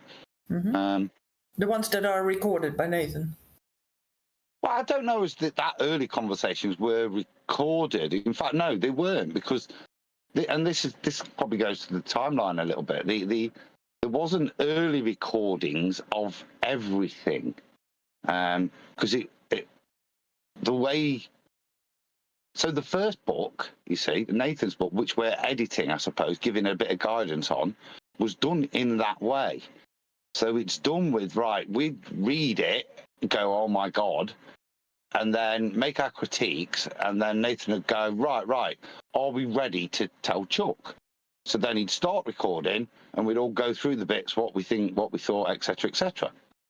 Which was clearly how the first book and the couple of edits that he did with Chuck and 10th beforehand had gone. They'd go through it, and Nathan would comment, and Chuck could amend it, and then come back and the same. So that was the format that had been was followed by all of us in the after shows when we were editing the book for the first. And who is all of us in when you say all of us? Me, QE, Brian, 10th, and then later on, Flatsy. Okay. So, did Flatsy's not Nathan? involved in this early methodology of editing for Chuck. Yeah, so that goes on for. I heard QE. I don't know how long it went on for. What I would say, he was like, "This is shit" from the beginning. We just should start again. And when short here we go. So why did we change from that style? It was initially because Chuck had a heart attack or some kind of health scare, and he wasn't able to edit the book. So we were like, so that's when I became the stenographer. You see what I mean? Okay, I'll help even more. Do you know what I mean? So that kind of started, and it was that as we then went through a little bit, realizing how bad the text we had, we couldn't work with it. Yeah, it was slowing us down, and it was that recollection why I kind of seceded to QE's constant moans of we should start again, start anew. Yeah, because you realised that this was just not doable. Did so that's Nathan, kind of. Did Nathan ever sort of said, "Hey, I'm sort of enroll you as editors for my book"? Because he basically says that he hired you to edit his book without pay. That's what he says all the time on his shows. No. As I hear it, it sort of sounds more organically. It sounds more like it was done organically. Yeah. But Totally, it was. You're helping someone, then you're doing something, right? And it's not like over a week, right? So the first bit is probably 4 months, I would say, 3-4 months before we just abandon everything and start again. Is Nathan aware of it? Yeah, well, right. So by this point, I think Nathan's pretty much recording everything for posterity, which is cool. You know what I mean? But then we've moved forwards, and the way first was see, how do you then write the book? Well, so we've continued for a bit, and we're like, well, we don't know what we got to do, but we know we've got to start again. So we just start. I don't know where we started. Was it chapter 4 with Gravity to get things square? I'm not sure, but that was the point that you. Again, not an agreed convention. It just kind of evolved organically, solely through contribution, if you see what I mean. So nobody said Adam and QE are going to end up writing this book and everybody else will be pretty much silent with the odd chirping. That's kind of just what happened for the next month or two, and then that became the norm, and that's what the status quo remained all the way through. It's not to say that Brian and Flatsy's contributions weren't helpful. No, knowing that I can't start a sentence with the word "and" is often useful. But in terms of from then on, really, it became me and QE. I mean, even to QE's, rather abrupt "shut up," me and Adam are working. So You know, it would just these things evolve. But no, there was never you are this, you are that. Those sorts of definitions were what what set alarm bells ringing for me as to why I said to Q, we need to have a chat. I've got fears. Because it's when you're starting to be given these. Well, when the Ghostwriters title came out, so I'm thinking, well, I was happy with that because it's recognition as the author. But the way it was ignored and battered off, that's when I started to have concerns that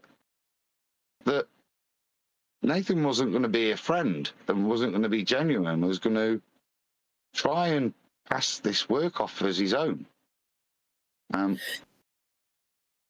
Did you see that video that he made 4 months before or prior to that discussion that fell out with QE?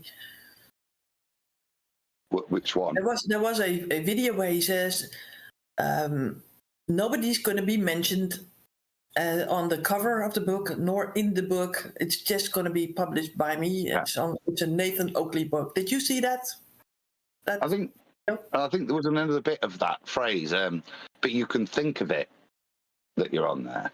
And it's one of those moments where I think, genuinely, he's going to try and tell the world this is his book. Yeah? And I think he's thinking, and that I had a problem with.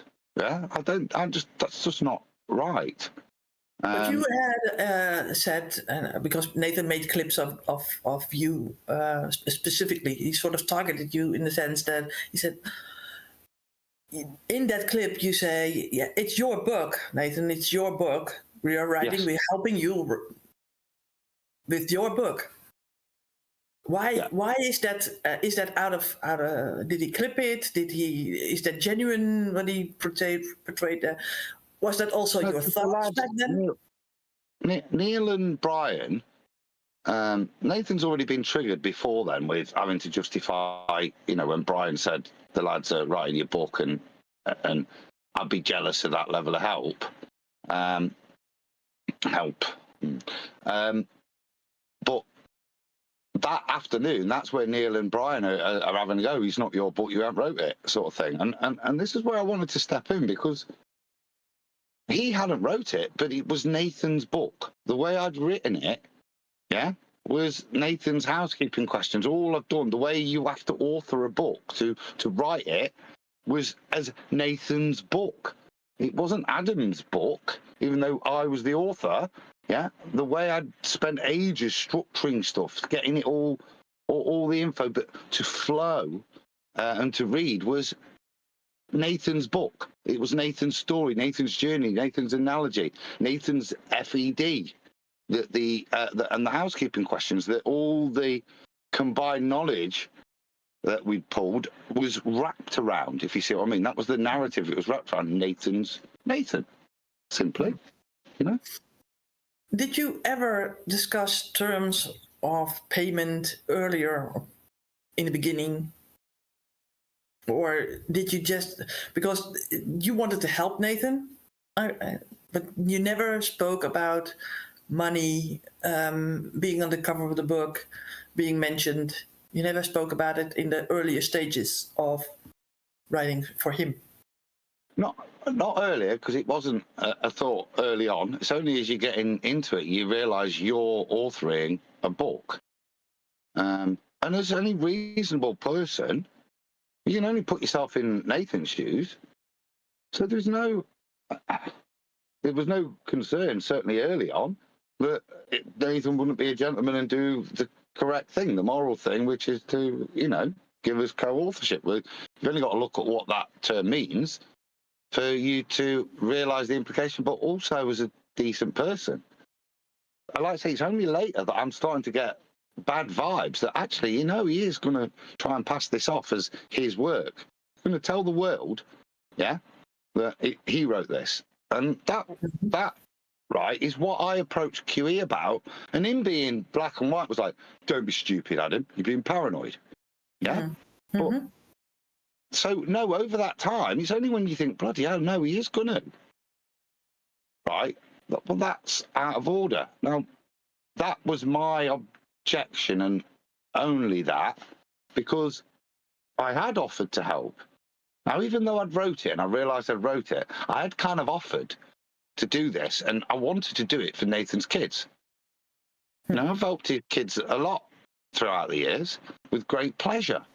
So even though fundamentally I'd authored the book, I was still happy to take 0%. Do you understand that? I didn't want any money, but I did request what was correct to be done, which was to have my name as one of the authors, because I was. And like I say, to me, fundamentally, as a decent person, that shouldn't have been an issue. It should have been something. But Nathan should have said, look, lads, 18 months of you slogging your guts out. I've hardly done anything. Yeah? You do know you're going to be co-authors. There was a kind of a time around about Easter that I'm waiting for that to happen. It's so obvious. Do you know what I mean? And then that's when you get the bad gut feeling. And I said to QE, this is not, this is going to go bad. Yeah? And we have to have a word with him. Did you give Nathan copies of the written books before chapters of the book? Did you withheld the book from him? No. So I would always put stuff into the Skype room originally, and then Teams. Whenever we'd finished a chapter, this is the irony as well. But yeah, I would either be putting previous editions, because Flatsy would want to proofread and stuff and have a little look and give her input. So even if before we were going to edit stuff, I'd put the current copy of what we'd then deal with. So there'd always be that in there. But also, when it was done, like I say, I'd always be backing it up, bit of paranoia. But the place I'd always back up the definitely done chapters would be in a room called, QE named it, the Supreme Council, which had 3 people in. Can you still access that channel? Well, but this is the irony of it, because obviously Nathan kicked everybody out of me and QE out of all those groups. But he also removed himself because he didn't form the Supreme Council. I think QE did. He couldn't kick us from that. So he left that. And if he'd have scrolled up in that room, 2 weeks before, I'd also placed all the documents. So he could have just downloaded them then with a bit of diligence, something the gentleman doesn't have any of. But if he'd have scrolled up there, then the documents were there. There was never any intention to hide. I would have backed it up probably in the Supreme Council again, because it was the finished documents before I went on holiday. But QE said it, so I thought I'd tease him and leave it to. It was one of literally the last jobs. I've said this when I came back off holiday. One of the last jobs I did was to then send it in, so I knew it was there in the cloud in case, not as negative as QE, not in case I died, but in case something bad happened, and fucking hell, it did, didn't I? So, yeah. My friend. Some people say that was done deliberately. Your computer was stolen with some items on shelves behind you, some miniatures. My Warhammer figures, which were worth, I would say, in the region of about 20 grand. So it wasn't, stuff I'd spent, stuff I'd sacrificed doing whilst writing the book. Okay, so I'd stop. Why they were there half finished? Because I'd spent so long with my spare time. Yeah. So my kids would say to my wife, "Where's Dad? He's writing his book." Because I did it for 18 months. What are you doing tonight, Maria? I said, I'm doing my book. Yeah. Yeah. Because not because I've got some premeditated plan to hijack a book. Because it was, over that time, it was my book. Do you understand? Just so like QE would refer to it as my book. It was because we were the ones, right? It was our book. But Yeah, Nathan we were could have happy. had Yeah, his I whole was. book on file, but he didn't have it. How can that happen? No, for 18 months, he's got no copies of anything. The only thing he managed to retrieve, he sent me like 4 files of stuff out of the rooms that he's obviously found. And this goes back to the issues with Skype and Teams. So a lot of the stuff that would have been there in Skype went, and the Teams was crap. So he, after the fact, managed to find those 4 things that he, in a litany of horrible messages that I got from him, showed me what he'd got as well, which, you know, is... So, yeah, but if you are interested in people helping you, and you're interested because it is your book, basically, that's being written, or it is written for you, or some people helping you, wouldn't you have, like, or want to have, like, every single chapter of that book? But you did produce it, but he didn't have it in the end. It sounds strange to me. What's strange is, it's not so much that he didn't necessarily back it up, or because there's no reason for him to distrust us and think that we've got some plan to steal his book. Yeah, so that's really what's strange is that if you were writing a book, you'd want to have read the book yourself if you knew your friends were writing it for you, and you'd at least at the end of every chapter, other than just doing what we did, which was the final proof read through before we'd move on to the next chapter, you'd think you'd be reading that yourself, wouldn't you? Proudly. And like, yeah? Mm-hmm. Paula, come and have a look at this. Do you know what I mean? Let's read the next chapter together. That's what's strange, that if he'd have had that interest, he would have had it all, wouldn't he? As each chapter, when we finished it, went into that room and got published and then updated, and you know what I mean? So I don't know. In one of his recent videos, where he's sort of complaining that you guys stole the book, but now he has just his wife transcribed the book from recordings. He says it's all tedious citations and tedious things, boring. It's boring content. What do you think of that when you hear that? It sounded like sour grapes after the fact, because for quite a while he'd been ridiculed by the ballers for making the outlandish claim that no one would write a better book for 100 years. So it was contradictory, I suppose, at best. Right? Yeah. Okay. Yeah. So, but yeah. So he basically made a video where he said you're not going to be in the book. You can think of it that you are in the book, but you're not in the book. Not mentioned, not as contributors, not as on the cover, nothing. Right? He basically, you did see that video beforehand, and that's maybe your sort of. I think I was in the room. I might not have seen the video, but I think I was in the room and chose not to react, and like I say, note it as one of the issues that this is not going to go well. Maybe you're wrong, Ad. Maybe you're just being a div. So shut up. Yeah. Brian said to me, "Why didn't you bring it then?" Well, because it wouldn't have been right. To me, it was obvious to anyone of reasonable morality that what had gone off for that amount of time that would be absurd to me. From my sensibilities, for me to do that, to say, well, no, you're not having any authorship, even though you wrote it, that would just be absurd for me. I wouldn't behave like that. So, like I say, it takes time for that penny to drop. Holy shit. He's actually going to try and claim he's wrote it. He's actually going to do that. And I think in that bit as well, he says, yeah, Adam and QE will get a mention in the book. And you're like, holy shit.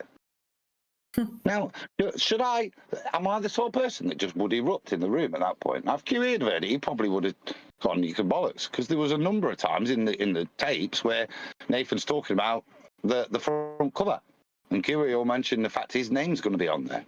And I'll laugh. Because, yeah, it's kind of obvious. Yeah.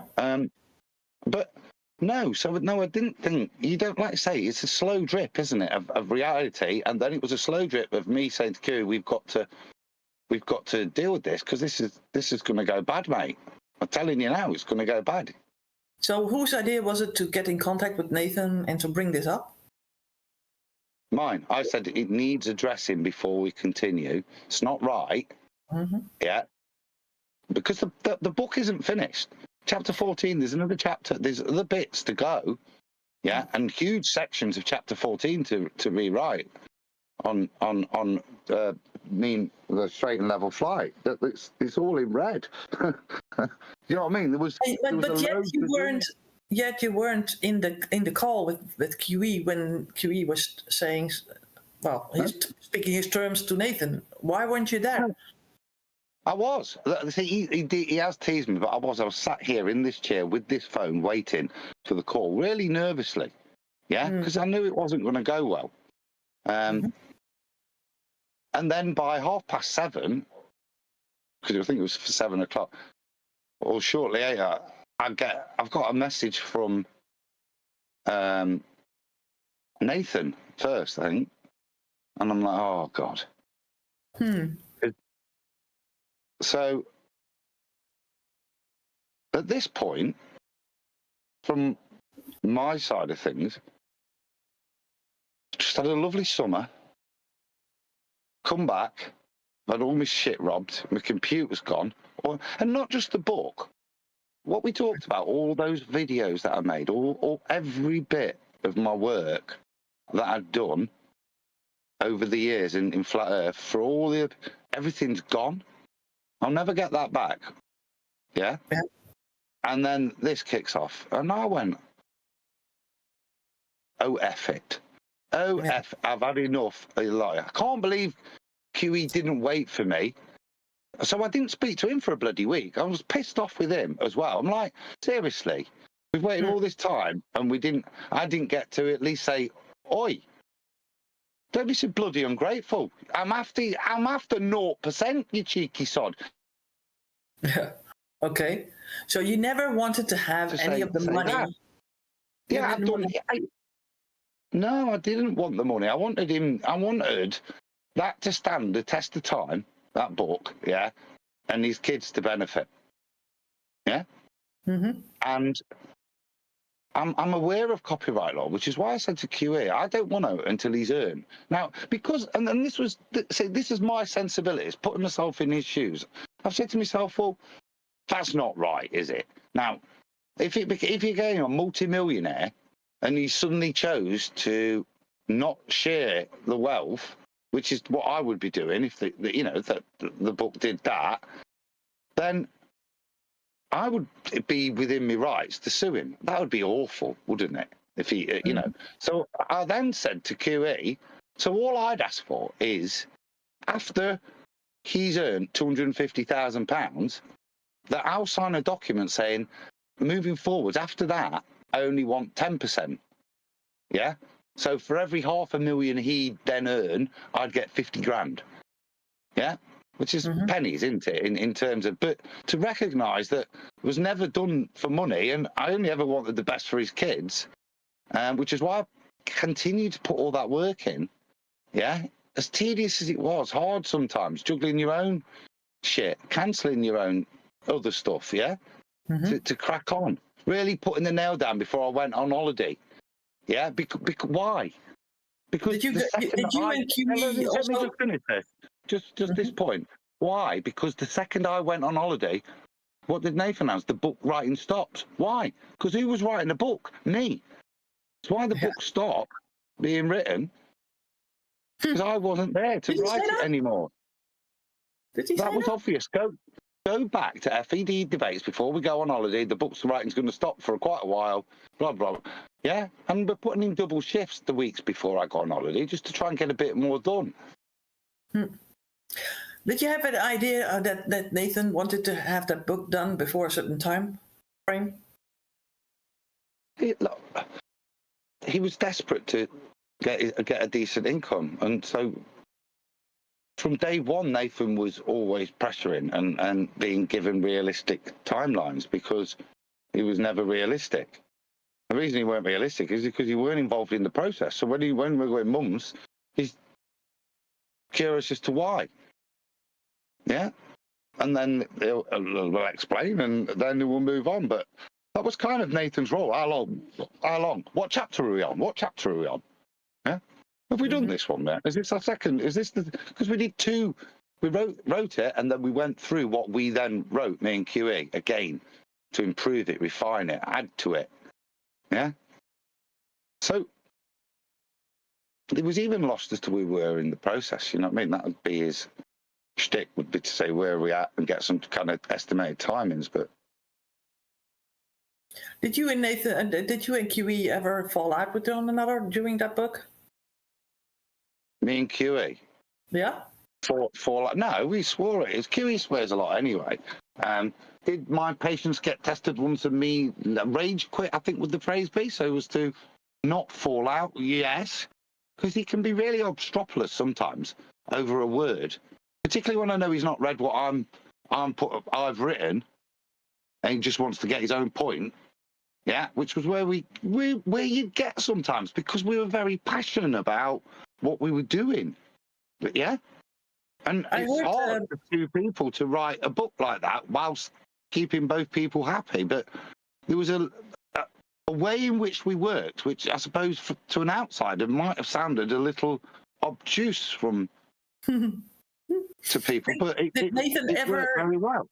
Did Nathan ever complain about the way you worked together, or what did he contribute according to you?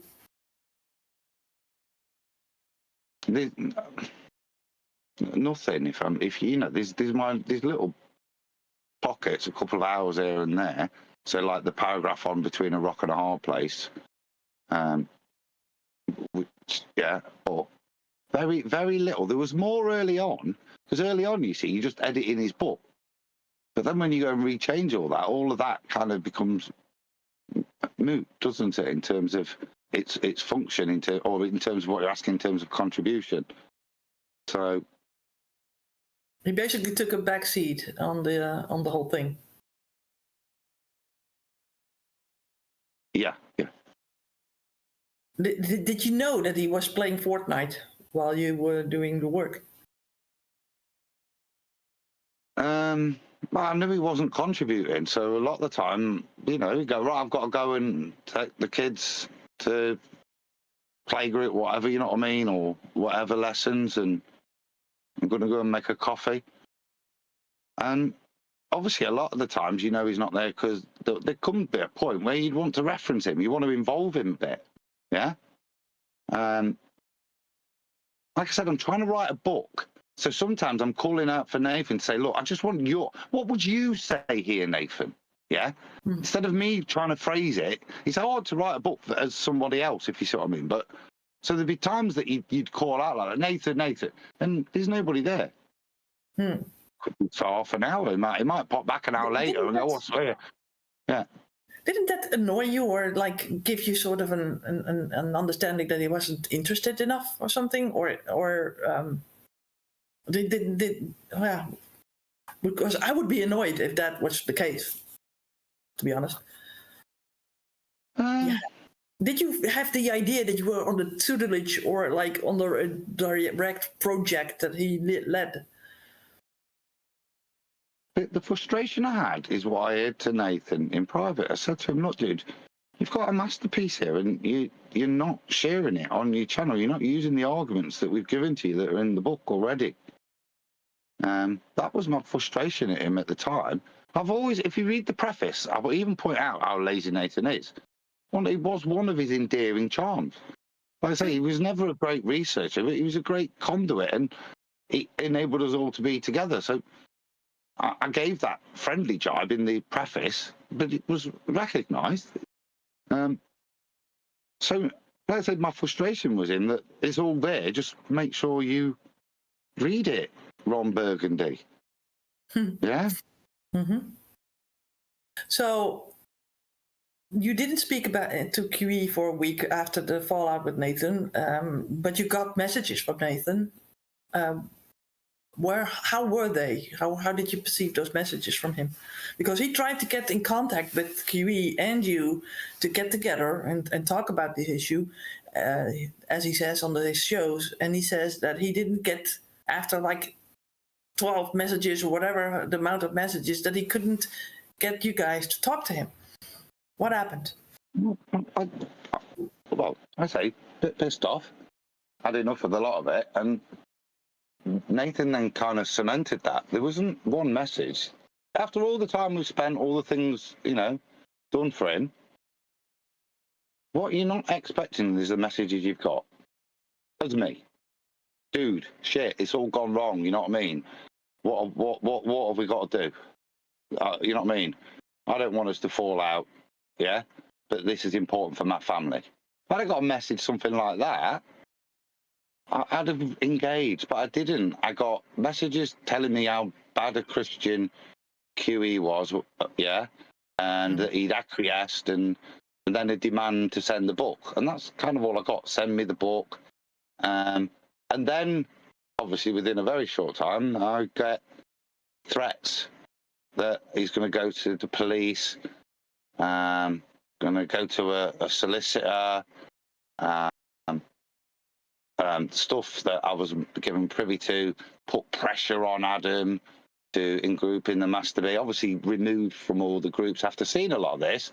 So I saw a lot of the abuse and vitriol, and then I was removed from the group. Random nice people like one that contacted me and calling me a scumbag. So I was not really in a mood to. I don't have to defend myself. Nathan knew what he did.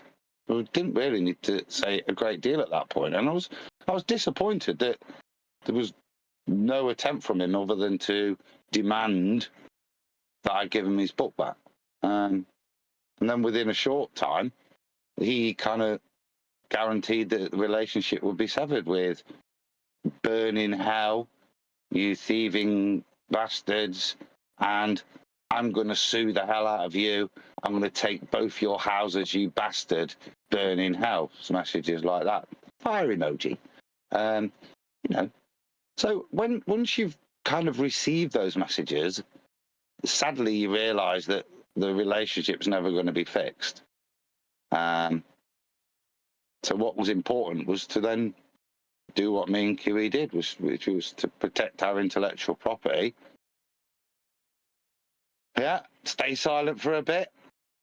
Don't need to prove anything to anybody. I know what I did. I know what Nathan did, and I know what he's claiming now. And just do what we've done now, which is at least just lay it out for people to understand our side, come to your own conclusion, and hopefully move on.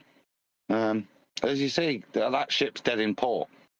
So if a new book's going to come out, it's going to be a lot of hard work, which it's not a problem.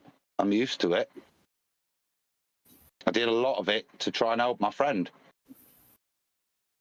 Yeah. So sad, isn't it? That I was clearly never a real friend to him, was I? Because and this is my point, that was my fear. Can't be his friend, because otherwise he would have said by now, of course you and QE have got to be on the book, lad. Yeah, you've got to be. It's not morally correct for you not to be. And it's not morally correct. And people have tried this before. So while there's lots of precedent in law, lots of definition as to what authorship is, as QE's outlined. Because certain unscrupulous people do try and pass other people's work off as their own. It's not the first time some scroats tried to do it in history, is it? Mm-hmm. Yeah. It won't be the last two either, right? So is it the behavior that Nathan that sort of ended it for good, you think?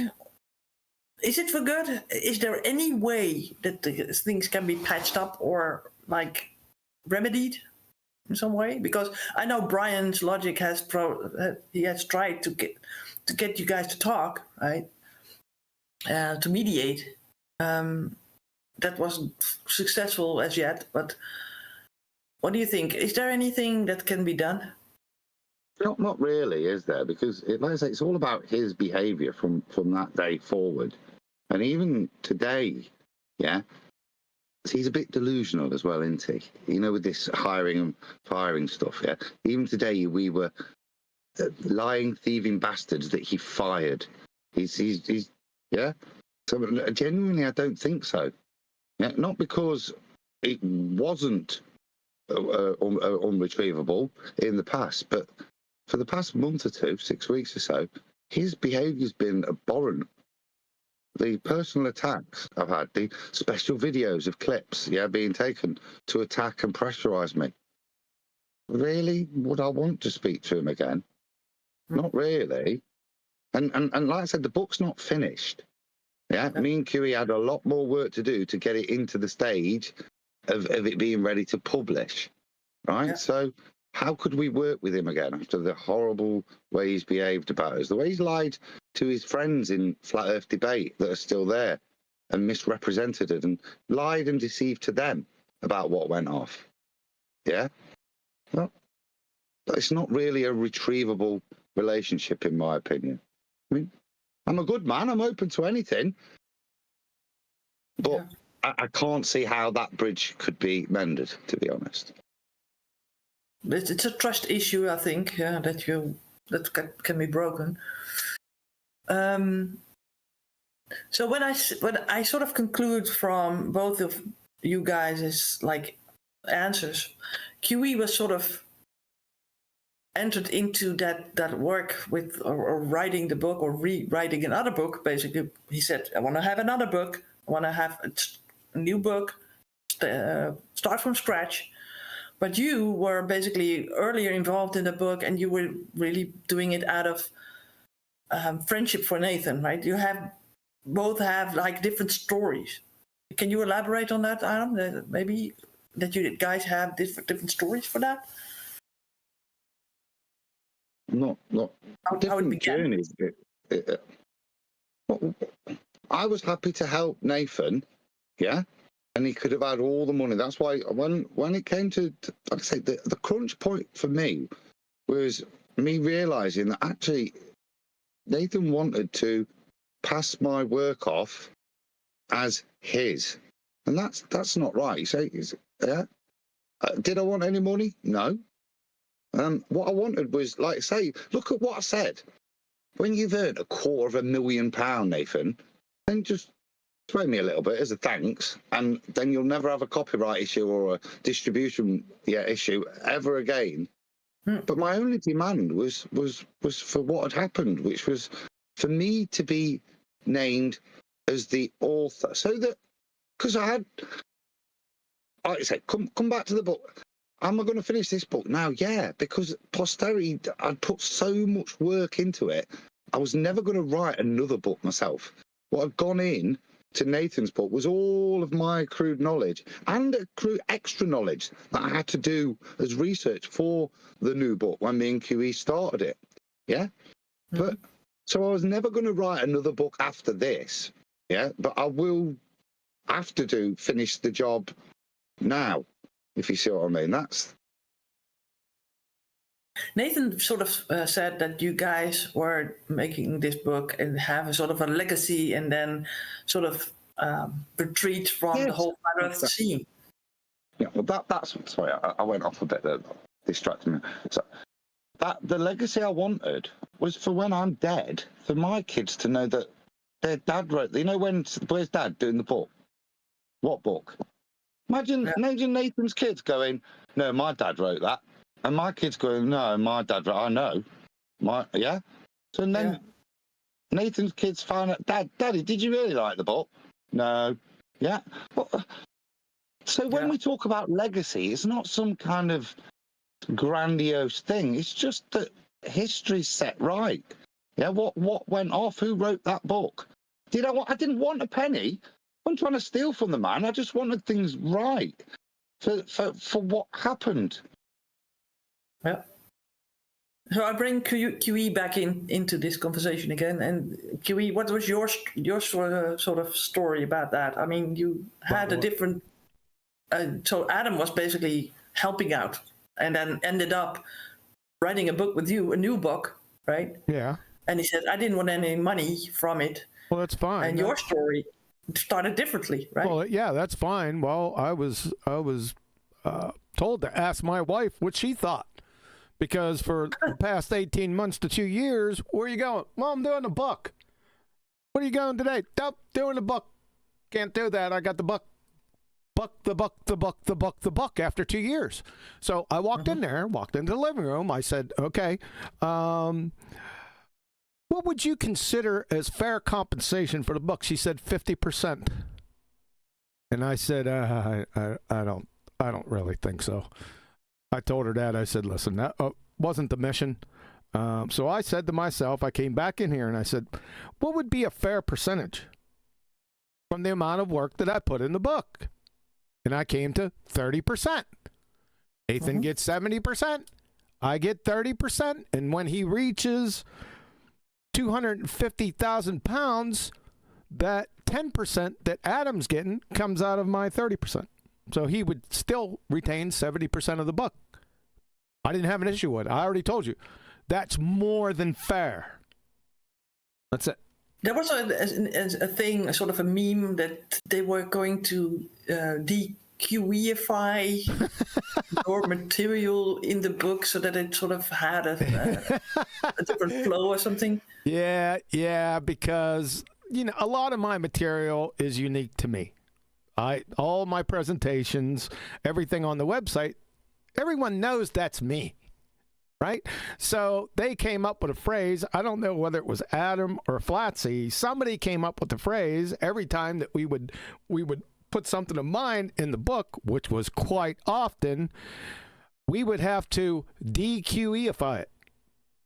So it was pretty funny. Adam, he was hating life because he'd have to take out all of my QEifications. So he would have to do that. I mean, literally. Is there a Mae West in the book? Is there Mae? I think Mae West shows up in there. I think it does. She is blushing, yeah. Okay, because I heard Nathan say that he was going to take that out. The first take what? bit. Take that out of mine and Adam's book. Yes. That he's now letting transcribed by his wife. So what would you sort of have for advice for Nathan and his wife's transcribing? You already said it a bit, but what is your advice? Well, listen, it's plagiarism.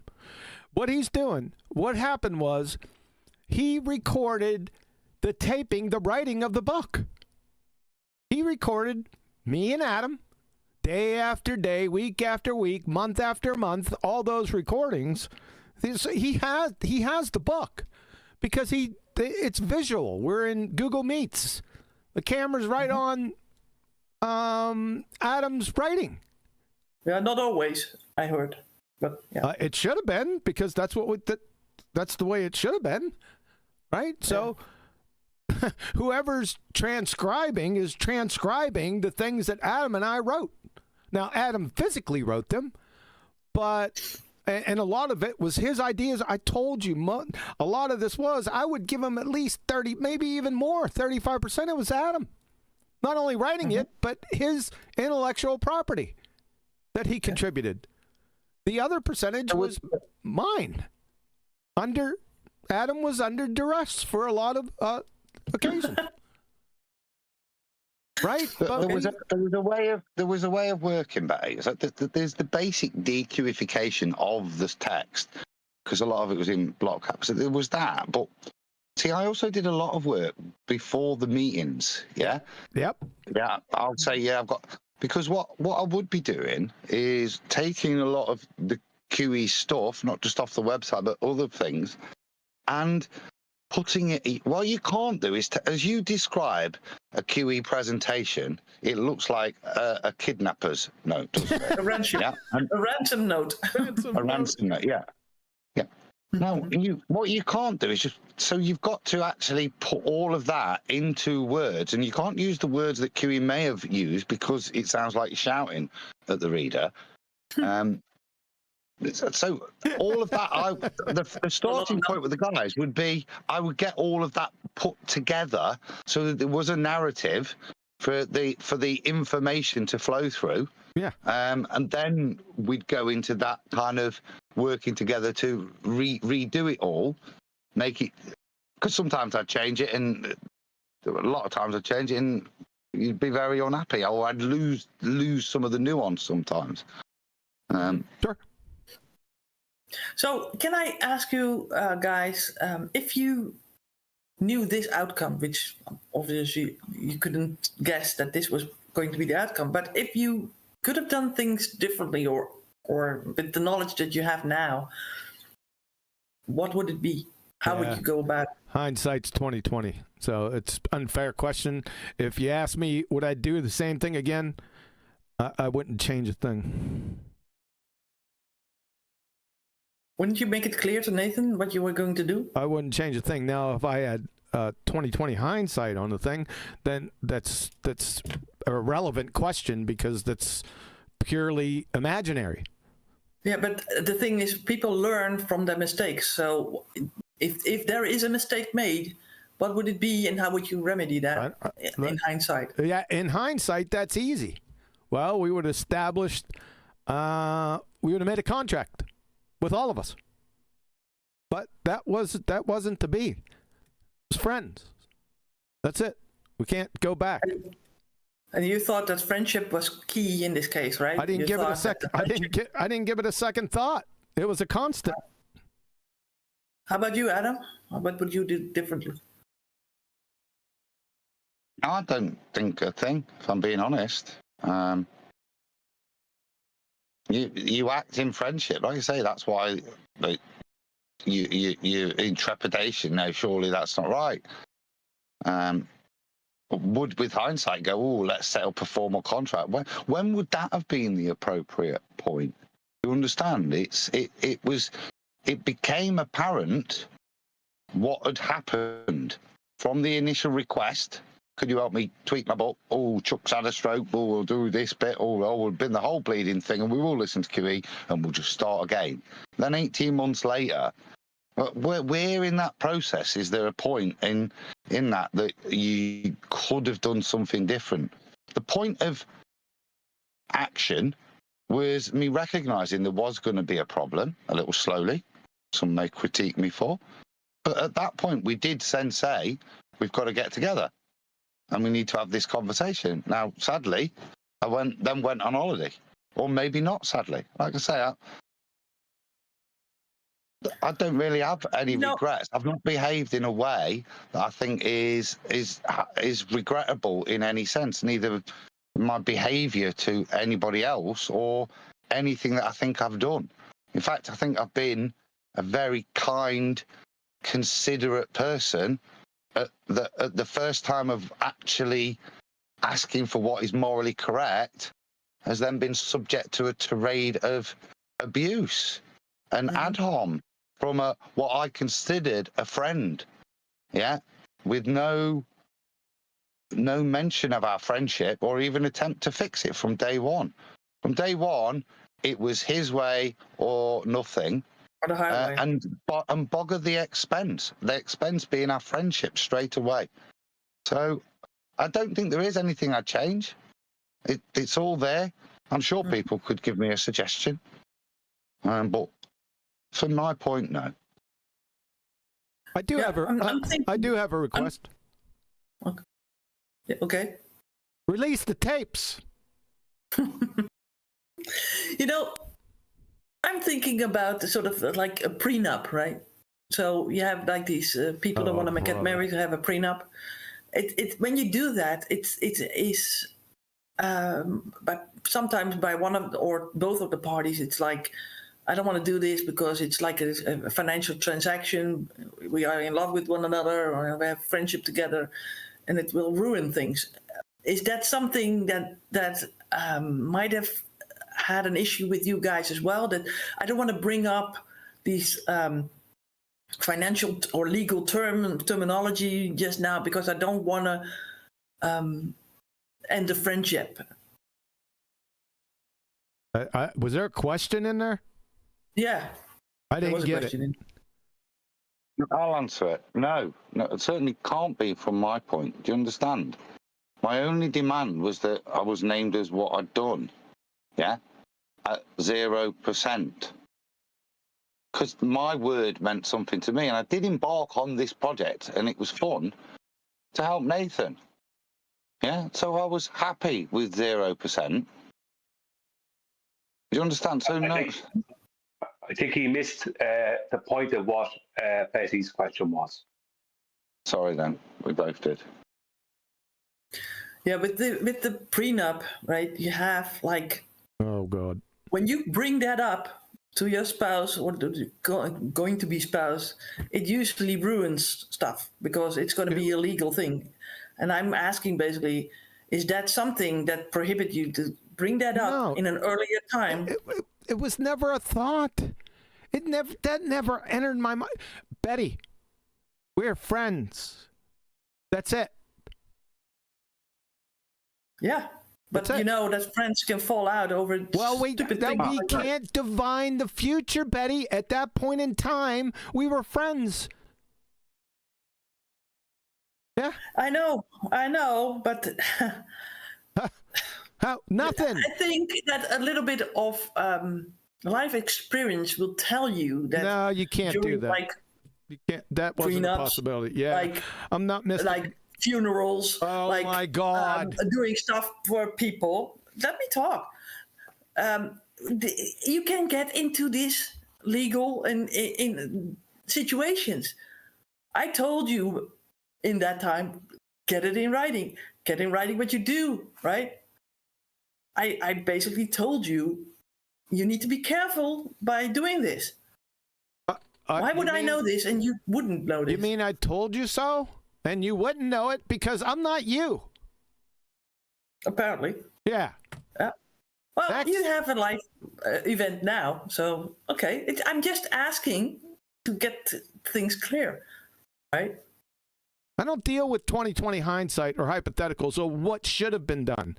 It's what was done and my attitude towards it. We were friends, period. That contract, all that stuff never entered my mind. Why would it?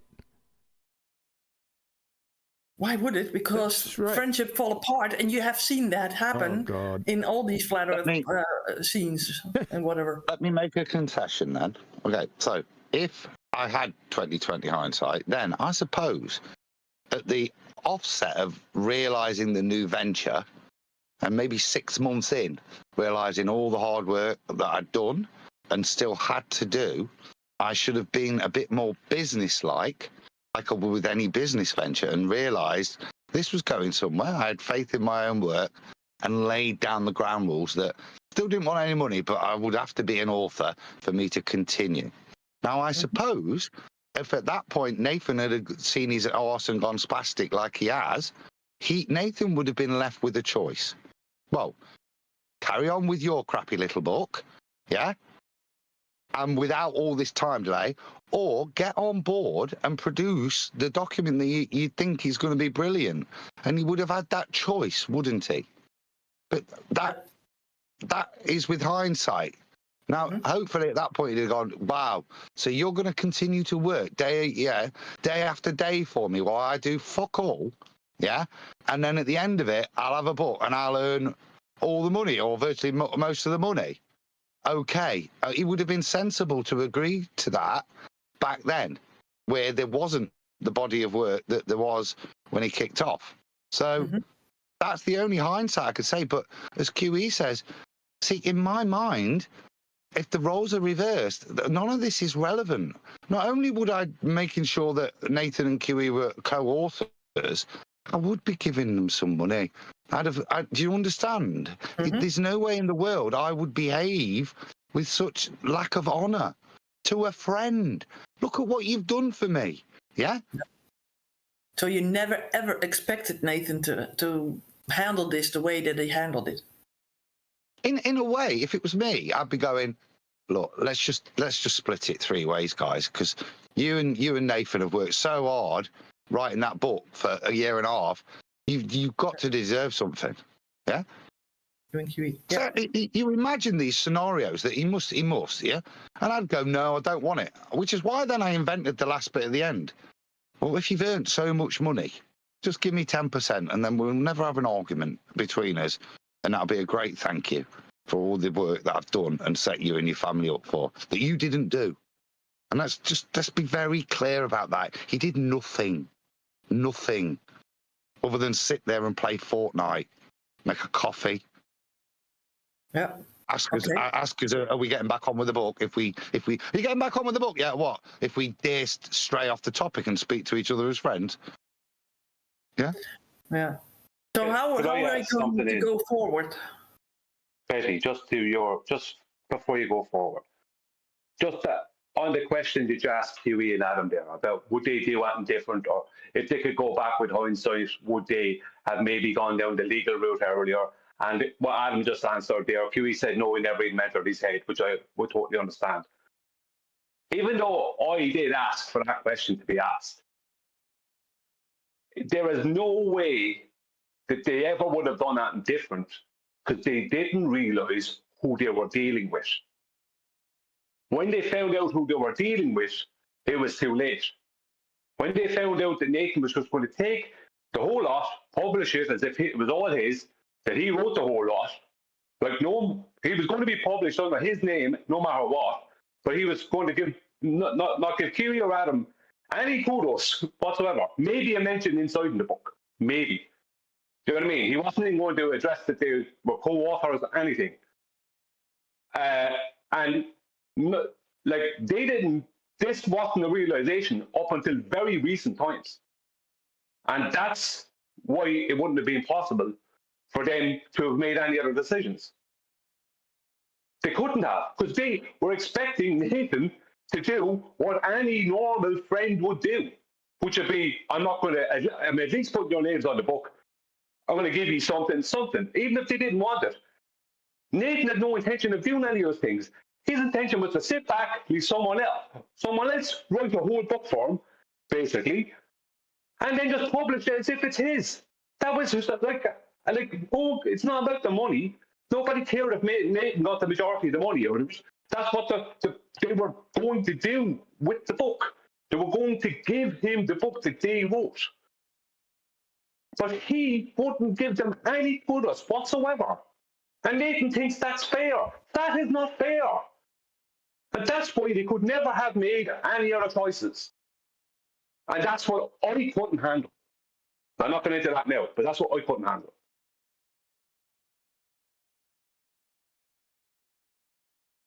Anything else, Betty?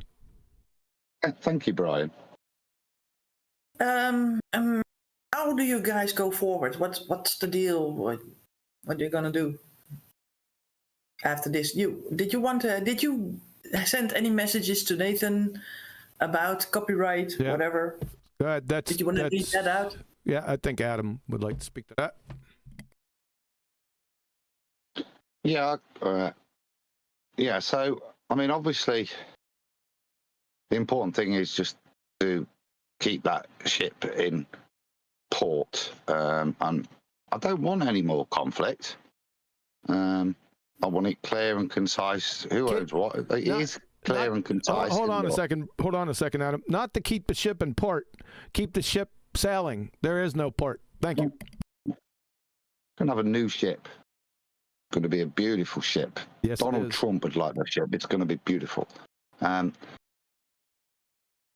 What with that in mind, so that we can take all the hard work forwards, that ship's got to stay there and can't be used. So, as well as, like Kiwi previously mentioned, making sure it's been registered under US copyright, we've also sent a couple of letters to people just to remind them of the facts, so as to be unequivocal in our request that this does stop here, that Nathan can move forward with his book, but he mustn't use any of ours. So a cease and desist letter has been sent to Nathan outlining the salient points, and I think we'll probably read that to you all in a minute. And a secondary letter to Chuck, the potential publisher, and any other publisher would receive a similar letter outlining the facts and our position with regards to those. I won't elaborate more. The letters are succinct in themselves. Do you want to maybe read them? I can't do it off this phone, can I? So I will lose my sound. But do you want to maybe just read it, or put it up and read it? Just before you do, if you wouldn't mind me throwing out one thing to everyone so they know. that it's very likely that I was the very first person that was approached by 10th Man to have a look at the book Nathan got from Chuck. Now, I don't know if it was me or Adam first, I don't know. But I was approached and Adam was approached. And we're have to keep it on the down low kind of thing, right? Point is that no one jumped in and said, we're going to help with this. Well, people were asked to help. That's what actually happened. Originally, with the book from Chuck, people were asked to help with that. What people? That's what happened, yeah. What people? I was not. Asked. You were not. You were not. I was not. You were not. Give me a second. Oh my God. I was asked. Adam was asked. Huey was not asked. Yeah. Correct. I was not asked. I was getting to that. Okay. Fair enough.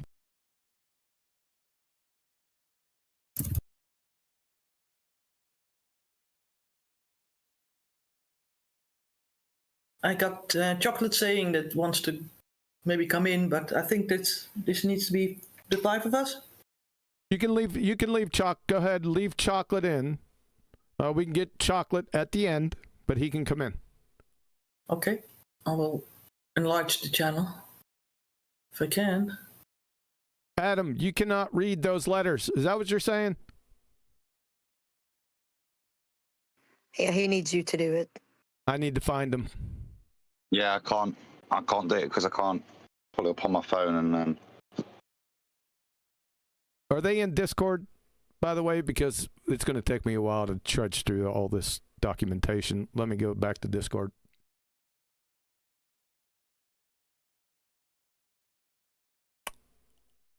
Let's see if Adam, you sent these to me, Adam. I know you did, but I can't recall. Okay, I think I got them. So, I got 2 letters here. One to Nathan and one to Chuck. Which one would you like me to read first? I'll probably read the one to Nathan first. It's the most pertinent and explanatory. The rest's like a polite advisement, so the first one's probably best. Hold on a second.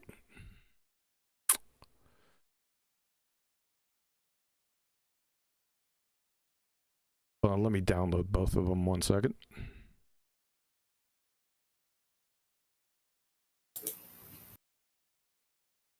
So while I'm doing this, make sure everyone remember, right, the key points here. There are 2 books, just in case that was lost on anyone. I know most people lose focus after like 30 or 40 seconds. There are 2 unpublished books, one by Nathan and Chuck, titled Flat Earth, Housekeeping Questions, Deflate the Globe. It was shown on screen before. And then there's another book. That other book that Adam and I authored, with assistance also from Brian. Gave you the percentages earlier. They are 2 different books. There is no bait and switch, because that's what's been going on here.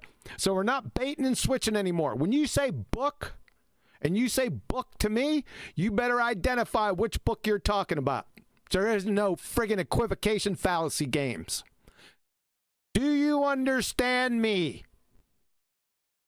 You better. Don't bring it up.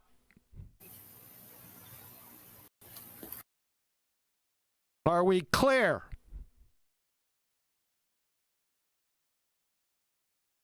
Lord, I hope so for your case. Let me download this one. There it goes. Moment, please.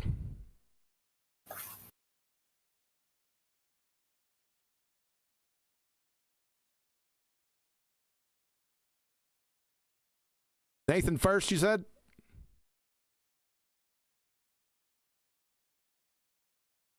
Yes, do that. From Adam Meekin and John Stunya, with our emails in there to Nathan Oakland. Subject: cease and desist notice. Unauthorized use of Welcome to Flat Earth, the ultimate flat earth reference. U.S. Copyright Office case number. We won't get into those case numbers. They're inside the letter. Dear Nathan Oakley, this letter constitutes a formal cease and desist demand in respect of any present or future unauthorized use of our forthcoming publication Welcome to Flat Earth, the ultimate flat Earth reference, identified as the work. United States copyright application. The work is the subject of a pending copyright application filed with the United States. This is separate from my website copyright, by the way. Just keep that in mind. United States copyright application. The work is the subject of a pending copyright application filed with the United States Copyright Office under case number. There's a number there. A copy of the filing receipt is available upon request. Prior online publication protection. Significant portions of the original arguments, research, and substantiation in the work were first published online in 2020 on the Globe Terminator website. I forgot that that Adam dealt with this. GlobeTerminator.com, owned and created by me, where they are expressly protected by copyright notice, and it goes through the copyright notice. You guys can go on my website and see it for yourself. United Kingdom, moral rights, right of attribution / paternity. We hereby formally assert our inalienable moral right of paternity, the right to be identified as the author under Section 77-79 of the Copyright Designs and Patents Act 1988 as amended. This right is personal to us, cannot be assigned or waived, and applies in the United Kingdom and every country that recognizes moral rights. Accordingly, any public use of the work or of any substantial part of it, whether commercial or non-commercial, and regardless of any claimed fair dealing exception, must clearly and prominently identify us as the authors in the manner. Copyright Adam Meakin and John Stunya, 2025. First published in Welcome to Flat Earth, the ultimate flat Earth reference. Failure to provide such attribution constitutes a separate and actionable infringement of our moral rights, for which we reserve the right to seek damages, injunctions, and order requiring corrective attribution. We also reserve all rights under the Copyright Designs and Patents Act 1988 as amended, the Trademarks Act 1994, the Copyright and Rights in Databases Regulations 1997, and at common law, including passing off malicious falsehood and breach of confidence. Our exclusive rights in the work are as follows. Number one, the work is an original literary work fully protected by United States and United Kingdom and international copyright law. We are the sole authors and exclusive owners of all economic and moral rights in its context, structure, selection, arrangement, expression, tables, diagrams, photographs, and every other original element. You are hereby demanded and prohibited as follows. You are strictly prohibited from reproducing, distributing, displaying, performing, quoting, paraphrasing, summarizing, adapting, or creative derivative works from the work in whole or in any part without our prior express written permission. This prohibition applies worldwide and in every medium. For the avoidance of doubt, we confirm that we will not incorporate any original material from your document entitled Flat Earth, Housekeeping Questions Deflate the Globe, Pseudoscience and Logical Fallacies Exposed in the work or any of our subsequent publications. This cease and desist notice establishes a clear written record of mutual non-use and is issued to prevent any future infringement. Our reserved remedies are as follows. United States, we reserve all rights and remedies under the U.S. Copyright Act 17 U.S.C. 101 sequential. I think that's what it means. Including statutory damages of up to a maximum permitted by law, currently $150,000 per copyrighted work for willful infringement. Actual damages and profits, attorney's fees, costs, and injunctive relief. United Kingdom, we reserve all rights and remedies available under the Copyright Designs and Patents Act 1988 as amended, the Trademarks Act of 1994, the Copyright and Rights in Databases Regulations 1997, and a common law including passing off malicious falsehood and breach of confidence, including but not limited to additional damages for flagrant infringement. damages aggravated or exemplary where applicable, an account of profits delivery up to the destruction of infringing articles, injunctions, interim and final, moral rights remedies, cost on an indemnity basis, interest, and any other relief the court deems just. Online enforcement and DMCA takedowns. We further reserve the right to issue immediate takedown notices under the United States Digital Millennium Copyright Act, DMCA 17 U.S.C. and 512, and equivalent laws worldwide to any website, platform, hosting provider, search engine, or online service that displays, distributes, or facilitates access to unauthorized copies of the work. Such notices will be issued without further reference to you and may result in permanent removal of the infringing material within hours of submission. For the absolute avoidance of any doubt, no portion whatsoever of our work may be used in any future project of yours without A, our explicit prior written permission, and B, clear and prominent attribution to us as the authors. Until such permission is granted, any use constitutes infringement. Required action. You are required to acknowledge receipt of this notice and confirm in writing within 10 days that you will permanently refrain from any use of our work. Failure to do so will be treated as refusal and will compel us to make immediate legal action without future notice. We trust this will not be necessary. Yours sincerely, Adam Meakin and John Stunya. End of letter.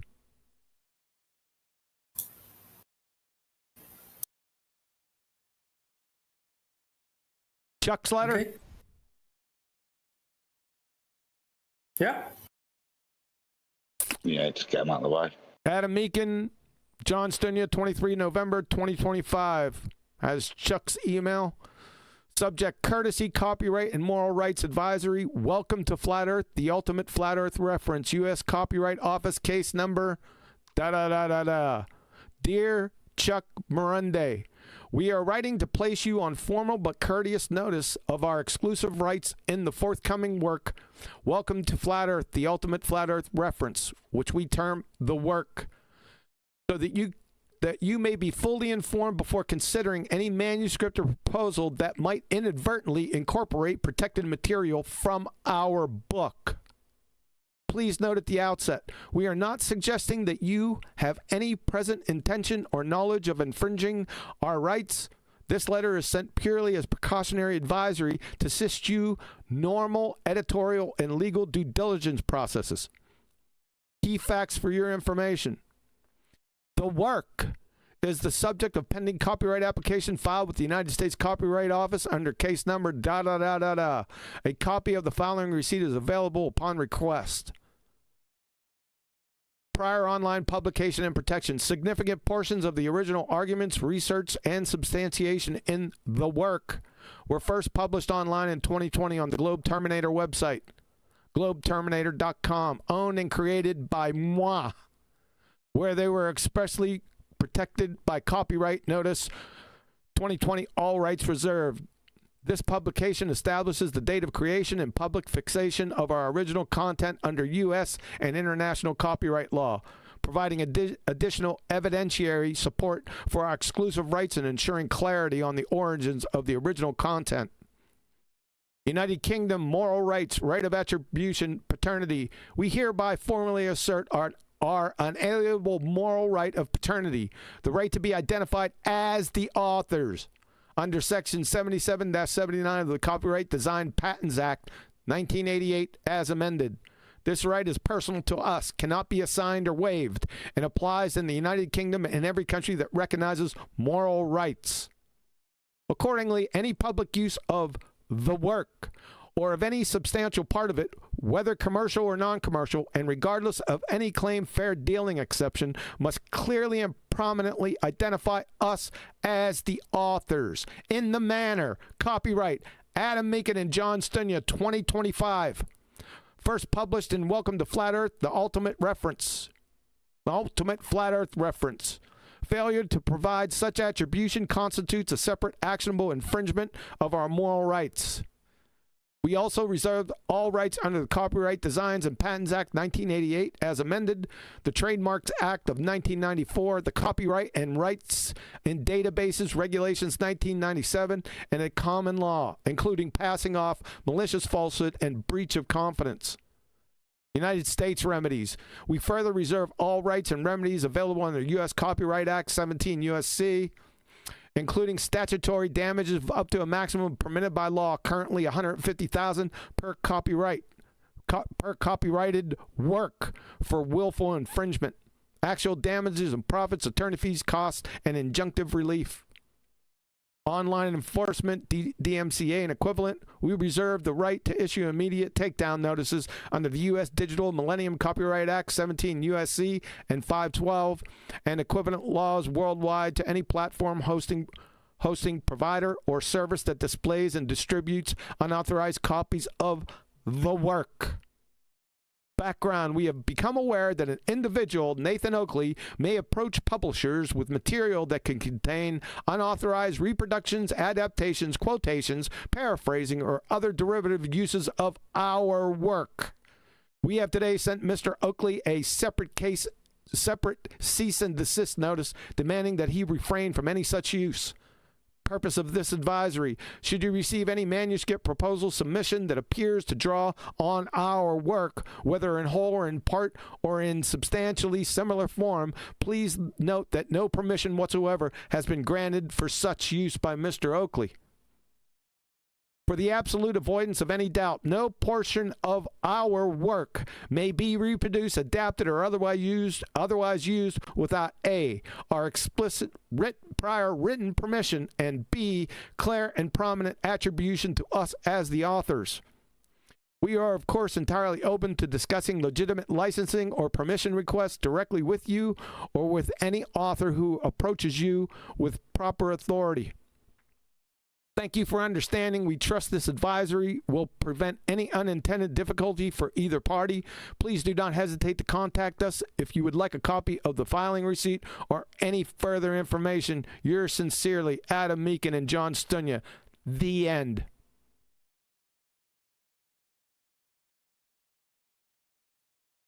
Hopefully it is, right?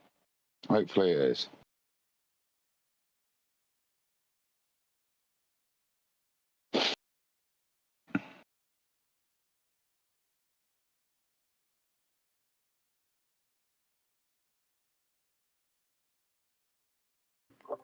It's a lot of legal stuff happening, huh? Oh, brother. Yep. Well, I would say this: if there is ever a time where I've asked somebody to help me and they withdraw the work that they've done away from me and they tell me I can't use it, then I therefore can't go back and be like, I'm going to use it anyways. You just can't do that. It's wrong, first of all. If you're going to use your friend's help, then you should acknowledge them if they want to be acknowledged. I got a question for you. Blatzy, you were in there for a good 30%, mainly towards the last stages, when we were doing, when you were doing the editing. Yeah, you were editing. No one else was doing that. Who was writing the book, Flatsy? You and Adam. Brian, are you there, sir? Yes, Kiwi. You were there for close to 80% for the past 2 years. About 80% of the time you were sitting in the room during the recordings. Who are the authors of Welcome to Flat Earth, the ultimate Flat Earth reference? The main authors are you and Adam by a monstrous percentage. Thank you. End of my interview. Yep. And I'd like to add something. Release the tapes. Because it's all over then. Yeah? You're never going to see those tapes, ladies and gentlemen. You may see clipped ones and edited ones of little pieces. No. Get on your second channel, because we've come to this point, and just run them 24/7. You're not going to do that, ladies. He's not going to do that because then it's OVER. Actually, no, he couldn't do that. That's part of the cease and desist letter. That would infringe our copyright if crap. he was to do that. Okay, No. then I'm not a lawyer. Disregard everything I just said. I'd be a hell of a trial attorney, though. Foot in mouth, Huey. I'd be one hell of a hold on a second. I'd be one hell of a trial attorney, but arguing like copyright or tort or stuff I would have to take my own life. But a trial lawyer, oh boy. Go ahead. Somebody was mumbling. Was that you, Chocolate? Who else would it be? Yeah, who else? Hello, Chocolate. Who else would you be mumbling? Hey, Chocolate. Yo, Evening, what's Jack. going on? What's up, fellas? How you doing? You're a little Fellas and muffled. Patrick. You're a little muffled, but we can still hear you. Go ahead, Chocolate. Nah, I'm at work. Okay. That's why. Chocolate didn't What's up, attend. everybody? What's up? Hold on a second, Chocolate. Let me introduce you. Chocolate is Chocolate. Chocolate was not involved at any point in time that I can remember. I could be mistaken that you were inside the book vault being recorded. I don't remember that. If you were, please. Yeah, he was. He was? Okay. The few times you've managed to speak to him over this, because Doc's got a busy life that he's obviously having to crack on with. But there would be the odd time where you'd say, "Shut the fuck up, Chocolate. I'm writing a book." It's on the tapes. Well, no, there was one or two times I remember Chocolate coming in and we were busy and you being abrupt. But no, but Chocolate wasn't there because, like I said, he's busy and had a life. But evening, brother. Hope you're doing well, mate. It's an Sorry for the outrage. shit. It's an outrage that we have to take this abuse from QE. I mean, come on. I am the bad guy. The bad. Somebody here in the words. chat says. That didn't sound like Chocolate. Somebody here in the chat says, no one believes they were working on 2 books. That is a crock of lies. Say again? No one believes they were working on 2 books. That's a crock of lies. Who was working on 2 books? What do you mean? You guys, of course. You guys. We weren't working on 2 books. We worked on 1 book for a certain percentage, but it was like I said, dead on arrival. I couldn't resurrect that corpse. And then we started another book, a brand new book. I thought that was clearly represented here. So, thanks for your input.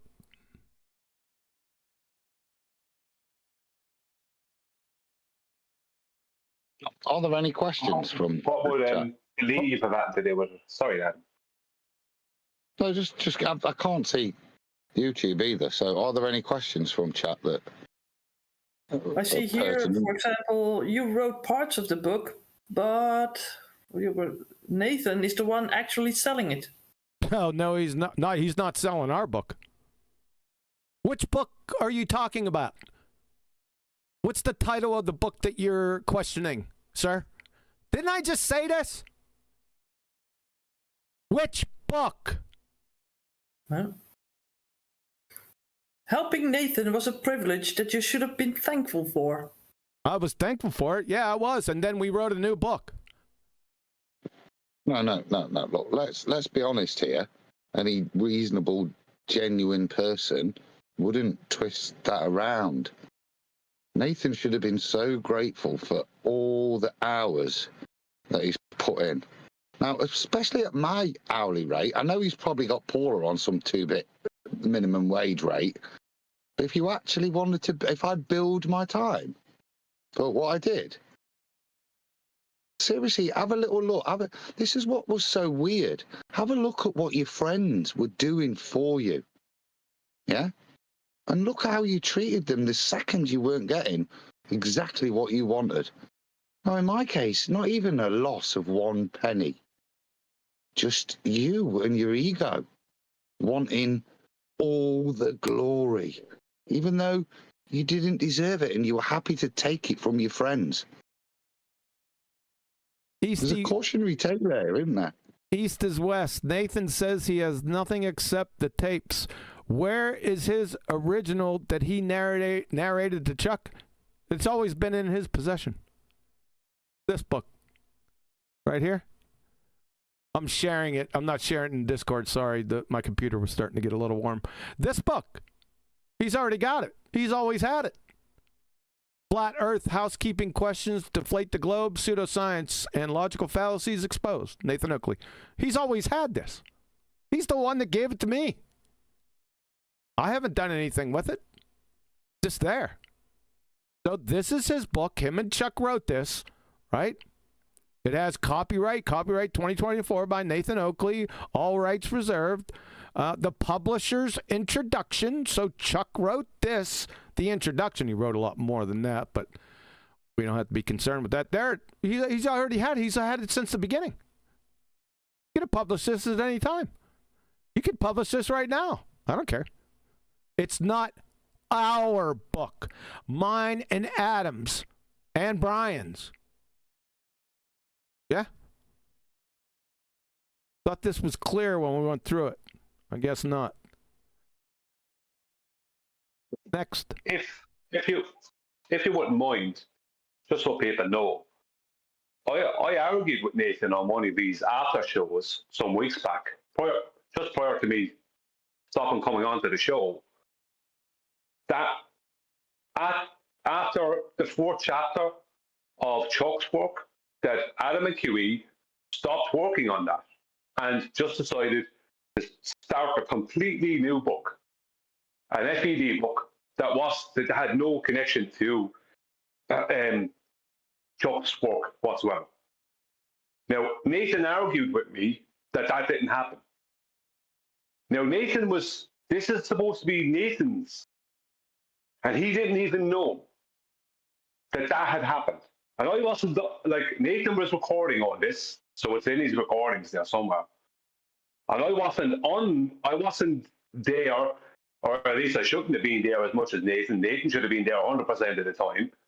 I was there maybe, QE says 80, it might be a bit less than 80%, but I was there a good percentage of the time. And I was very clear on this. Nathan has no memory of this. He argued with me, and he's not the only one. Neil argued with me that this didn't happen. So it's like the proof is being given tonight. But Nathan didn't even know that happened. How much attention was Nathan giving to the process? Nathan gave no attention to any of his books, right? Remember when we were writing and then we start redoing it and then we're going through the old book and we go, you've missed the whole housekeeping question out. In his first draft, go and look at it. It's there. There isn't any scientific evidence from the fields of astronomy, cosmology, etc. In his own book, he forgets one of his own housekeeping questions. That's how much detail he paid. We have to figure that out. One's missing. Yeah, it's not in here. It says science has been hijacked. Chapter 17. There's only a few paragraphs. I'm sorry, not chapter 17, page 17. Let me get chapter. Science has been hijacked. Chapter 3, page 17. Yeah, don't. Okay, go. Gotcha. Yeah. Sorry about that. Poor form. Yeah, it is poor form. I'm not a lawyer, Adam. So, this is like Adam was saying. This is Nathan's book. I mean, they've had this book for 2 years now. Go publish it. This is not Welcome to Flat Earth, the ultimate flat Earth reference. They're two different books. I already showed you that. Simple. Next. Well, that's not the only damning report on Nathan's participation. Like, I'm not going to go down it. Adam knows what it is. Like, there's many shocking facts about that show how much attention Nathan was actually even giving to the process. And not just on this book, but it seems on the one that Chuck did. You know what I mean? It's like, Nobody was trying to steal from Nathan. Nathan decided that he wanted to not give a damn about anyone else, not even acknowledge them in the way they should be acknowledged. Didn't want to know. I mean, you can't behave that way with people.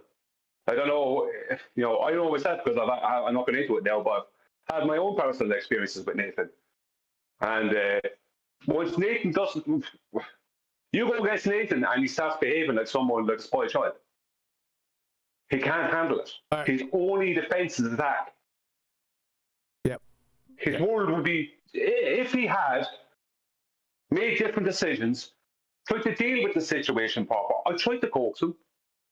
Tried to deal with the situation proper. Even if him and Huey and Adam had parted ways, he would have a book coming out in the very close future. Yep. No, not in the doing, but to cause havoc. Yep. It's important to mention that there, after it all kicked off, there was two things that kind of happened. The first was I called Flatsy and Neil in because I wanted to apologise to them because I knew where this was going and how it would destroy our little friendship. And it has. But the other point was Brian, the gentleman that he is, kind of said, can I try and fix this to us? And I was still open to it. Like I said, I never wanted any of this. Do you know what I mean? But as Brian tried to be honest, and he was then vilified as well. So that help was refused, and it, like I said, quickly went south as Brian then became part of the falsely accused. I'm not sure exactly the phrases, but they weren't pleasant. Something slimy, slippery, or something. Well, he was a co-author. By definition.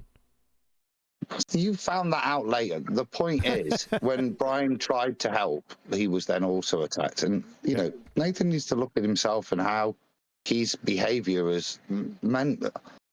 Like I said, even back then, I wasn't prepared to just, I didn't want to steal a book. I didn't want to be sat with this like this now. It was never any desire. Terrible outcome. Terrible outcome. Worse. Yeah? Yeah. Well, you didn't steal a book, Adam. You didn't steal a book. That's what you were accused of. Yeah, I know. That's what I mean. But terrible outcome. Never. If we'd been planning to be Machiavellian, we'd have done it better than this, wouldn't we? There would have been no need. It's a poor show. That would be a pretty poor show, considering what people would expect out of you. If I'd wanted to steal a book, I could have just easily have said, "Oi, by the way, do you know who wrote this? This is mine. Kiss my arse."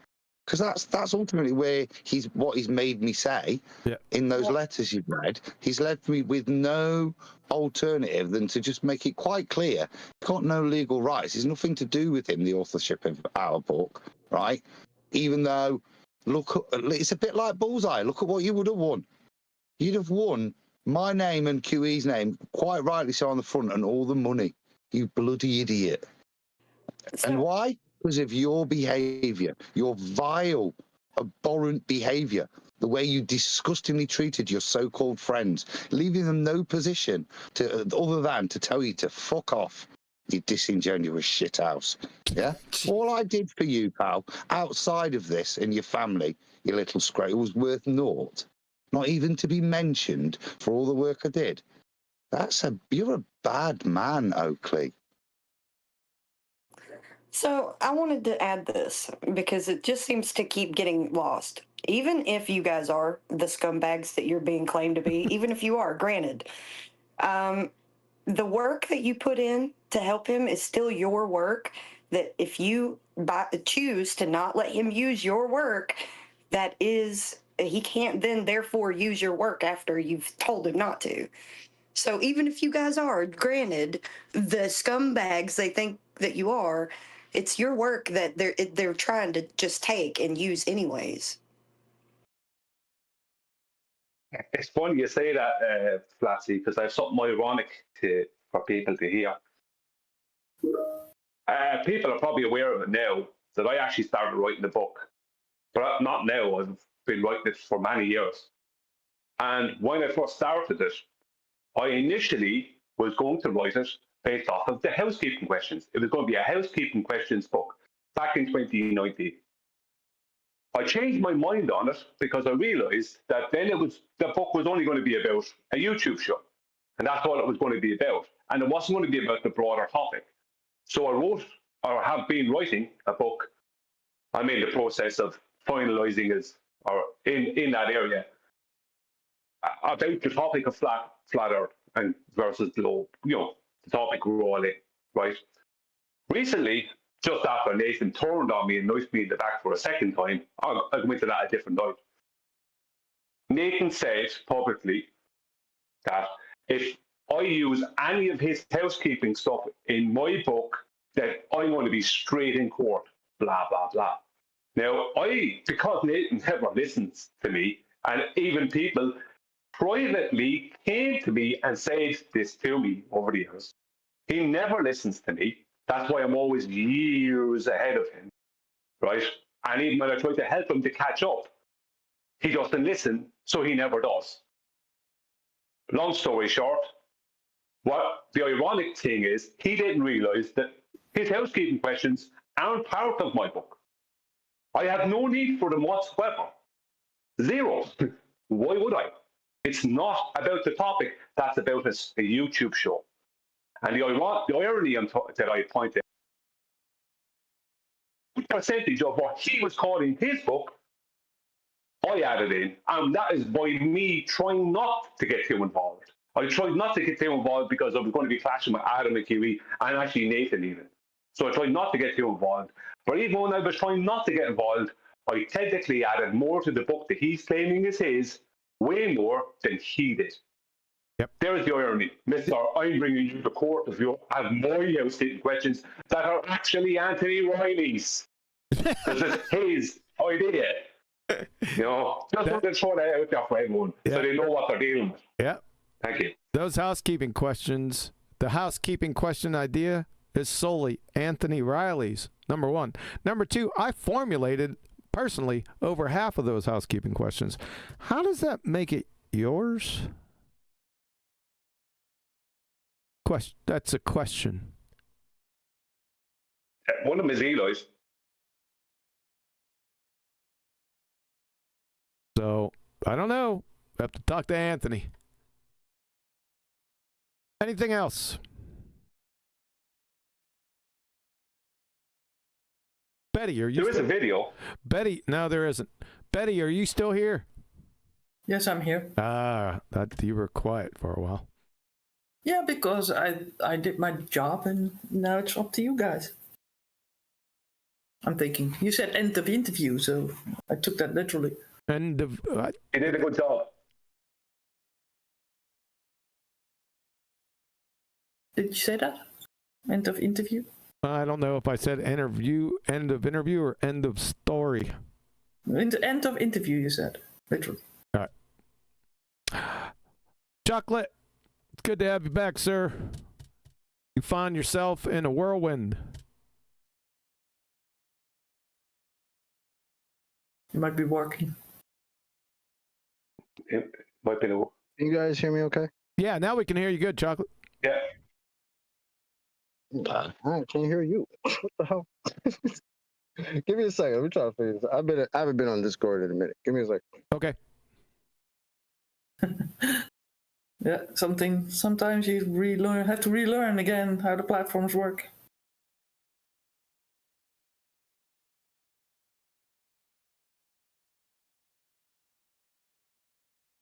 So you think that this is enough for today?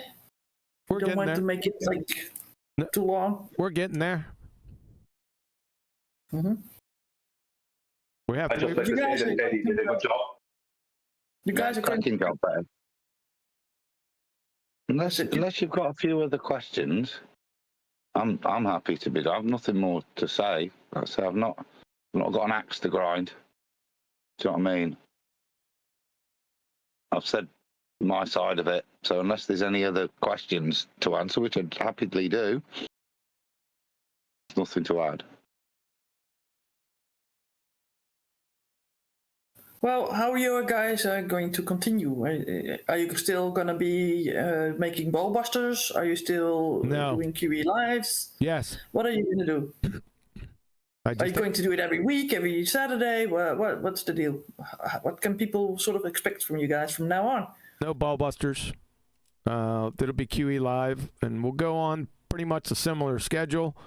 It's getting around the silly season, so it's going to be hit or miss for the shows. We did this show. Thanksgiving's coming up, obviously, in a couple days. So it'll be hit or miss, but we'll be here doing treatments. Yes. Didn't you have one lined up? I've got 30 lined up. Which one is the top priority at this moment? I don't know if it's a top priority. I'll get a feeling from Brian and Adam. We're definitely going to shift focus to some more Pretender Clowns. Remember my mission? Yeah. Some more Pretender Clowns over on 24/7 Politics or wherever they're at. I think they went to like English Hub and starting to put forth their train wreck arguments to people that can't speak English. I guess they figure they can get over with that. But yeah, we'll be doing that. Maybe drop by Witsit a couple more times. We have an interesting little interlude between Witsit and somebody else using my material, by the way. We'll go over that. But yeah, as for a book, Adam and I have to have some deep discussions. That should be fun.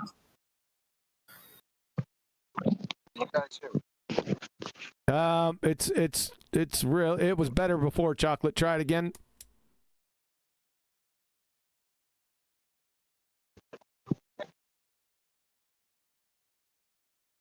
I see you lighting up, but yeah, try it again.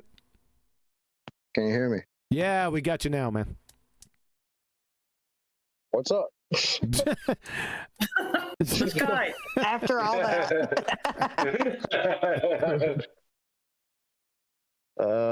Yeah, well, this is crazy. I'll just say what I said the first time. This is all crazy. Makes me very sad to see all of this happen between us, and, by us, you know what I mean? Yep. So this is yeah, it sucks. I don't know what more to say. I've heard, I think, most of Nathan's side of this.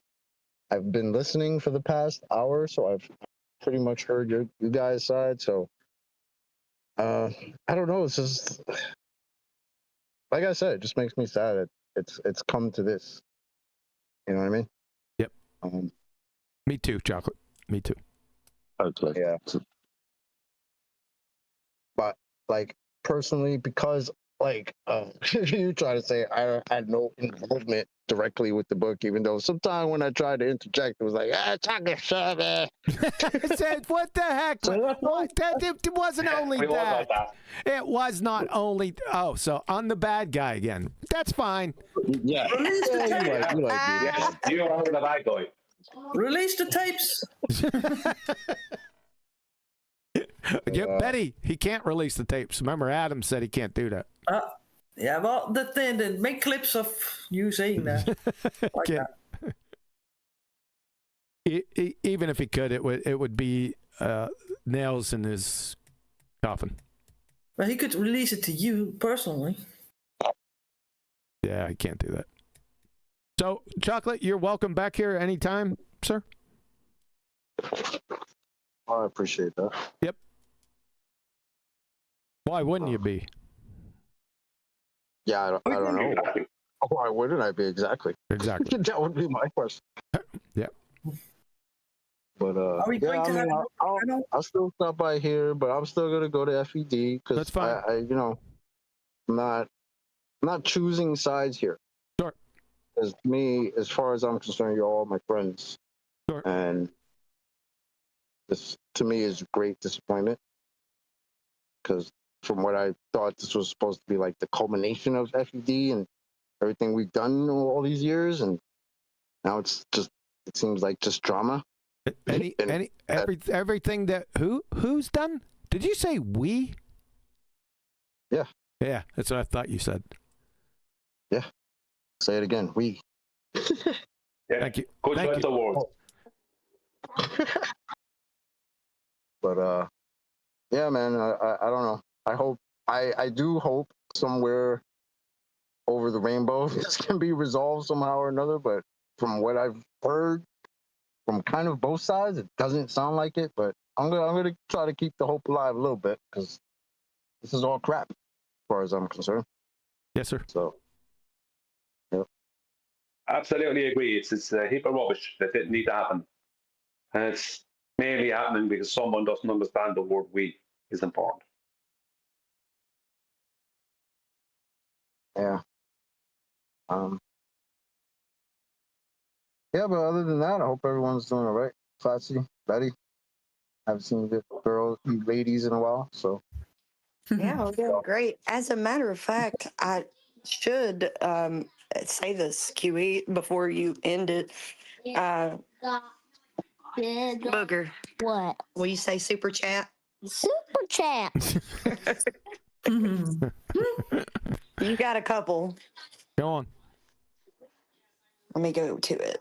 Oh, yeah, Himsake sent both of them. Give Nathan back the 5th draft of his book. There was never 2 books. There were never 2 books, Oh, but that's fine. There weren't. That's delusional. Yeah, you are delusional. Yep. As of They weren't there. as of the taping of this, how can you say that after listening to this? You got it right. You're delusional. These people weren't on those videos, were they? I mean, how can they know, right? How it went. They don't. Exactly. I just showed them. I don't know what more I need to show. It's over. OVER. And I'm still waiting for the lie that we told and which book was stolen. I'm still waiting for that. And the evidence, if you would be so kind. Yeah.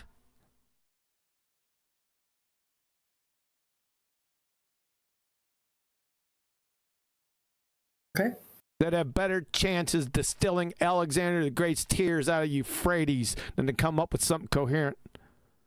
Did he cry in the Euphrates? Bet he did.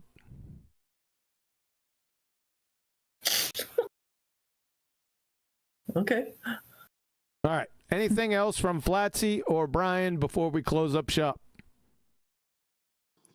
Wait, I think I've pretty much said as much as I needed to say, not only for myself, but anyone else who's like confused, I guess. It's pretty simple, you know. You do a lot to help someone. You accumulate work that you're using to help them, and then they decided they, you know, don't want to give you the work because you don't want to acknowledge that they did the work to help you. I mean, it's just a no-brainer. Or how QE likes to say it, well, duh. Duh. What I would say is that unfortunately, FED, this is my opinion, I can't speak for everyone here, not speaking for anyone else. In my opinion, FED has become the Titanic, where they don't want to deal with the reality that there's an iceberg that there has been hit. That's how I view it now, unfortunately, because the captain of the ship doesn't want to accept where he went wrong, doesn't want to accept where he failed in this endeavor, where he could have done things different. He doesn't want to accept that. He just wants to attack people publicly.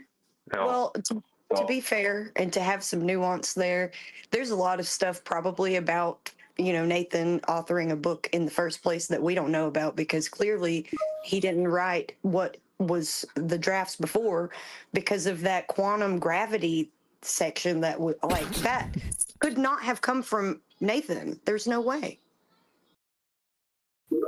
A lot of problems. Adam pointed out one specific one. I mean, it's just, look, until the day comes when Nathan realizes where he did himself an injustice, and an injustice to those around him. Until he realizes that, then he'll always just be calling us whatever names he wants, not chocolate, but the rest of us whatever names he wants to call us. Because that's his only defense against reality and truth, is to verbally attack people. That's fine. He's That's fine. Betty, Yeah. you're the MC. MC? What is MC? Master of Hammer? ceremony. Master. No, you're not the hammer. Master of ceremony. Mistress. Yeah. Okay. Right. Mistress of ceremonies. No, that doesn't sound right. It doesn't. It sounds bad. But guess Yeah, guess what responsibilities the MC has. Yeah. Well, I wanted to say. Hold on a second. Hold on a second. It seems like Adam wanted to pipe up. Go ahead, Adam. Yeah, but just while Betty gathers her thoughts, if Brian's dropped it twice, though, I should tell this anecdote. So if I don't, I'll be in trouble. Okay. Sure. Just to point out that, to highlight, I should say, how little of the book Nathan even knew. When I got back off holiday, before we'd fallen out, I nearly, when I'm listening to the show doing stuff, sent a sarcastic super chat, which you might see me do sometimes, saying, "Will you bloody read your book, Nathan?" Right? And it was a section where somebody had come on and al-Biruni had been mentioned. And somebody pointed out that his name was Abu Rayhan al-Biruni. And Nathan acted all surprised and like, "Oh, I never even knew that." No, it was in the book because I'd put it in the separate researching, you see, of rewriting that section. I'd gone away and done all the research and figured out that his name was actually Abu Rayhan al-Biruni. And this proves how much we paid attention to the previous chapter. We didn't read it because the other night when we was looking at it, actually, in the original book that Chuck wrote, not Nathan, it's also named as, actually even longer, Abu Rayhan ibn Muhammad al-Biruni. And it made me laugh at the time. That's why I was going to send the super chat, because it was everything I was telling him back then. Well, you just read your own book, what's in there. You don't even know what's in there, Nathan. That was a frustration I was having with him as a friend, saying, support your show with the detail that we've got in here. Well, it's not finished yet. Well, read the bits that are, you know? That was a very, like I say, a frustration I was trying to help him with when we were still all on the same team, as you'd say, before it all kicked off. But it does highlight the complete lack of his interest even in the book at that time. Couldn't even been asked to read it, to the point that it was a surprise to get old Uncle Bubby's full name. Yeah. That's you, Betty. Yeah. Betty, take us home, girl. Yeah, I hope that the interview was sort of making things more clear, and that I asked the correct answers, or the correct questions. I'm thinking that a lot of things got cleared, and I wonder that's for the future. What people would like to hear or listen to more, like the arguments that you already have and the things that you already do on the treatments and stuff, the amount of knowledge that you guys have combined, you know, amongst the two of you, and instead of having the earth measured flat and hear that like 70 times in one show. I'm interested in how things will progress from here, and still I hope that sometimes we can get together again. But if that's not an option, then I hope that we be cordial and not be nasty to one another, because I think that will not help and do any good. So, well, I will not be on next shows for the time being. Maybe on special ones. I have no idea, but when I can. So this is going to be a sort of goodbye as well as a hello.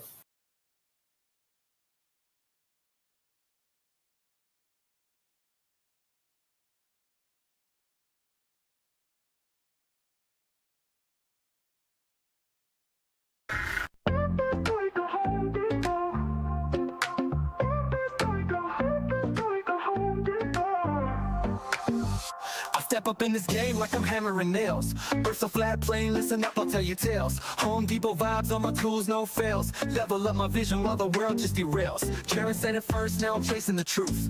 First wanna know, is he shilling or aloof? Now I'm flexing with the facts while they playing the fool. Flat earth, no curve, I'm breaking all the rules. Earth is like Home Depot, got my crew on deck.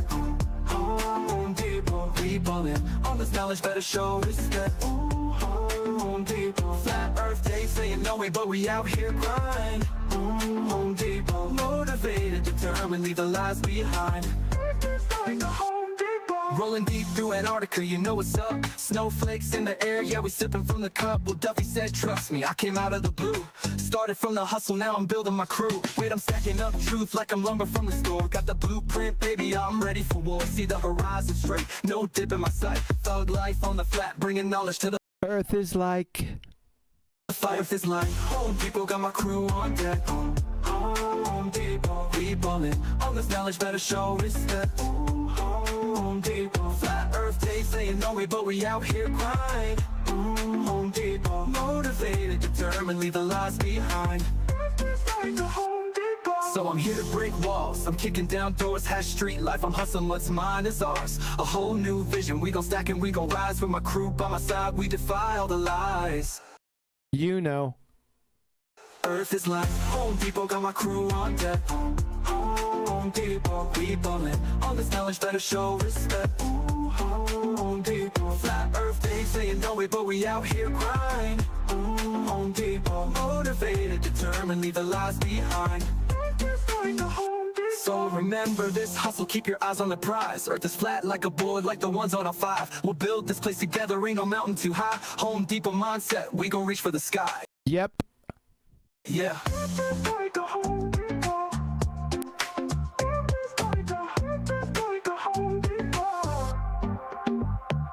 So remember this hustle, keep your eyes on the prize. Earth is flat like a board, like the ones on our 5. We'll build this place together, ain't no mountain too high. Home Depot mindset, we gon' reach for the sky. Yep. Yeah.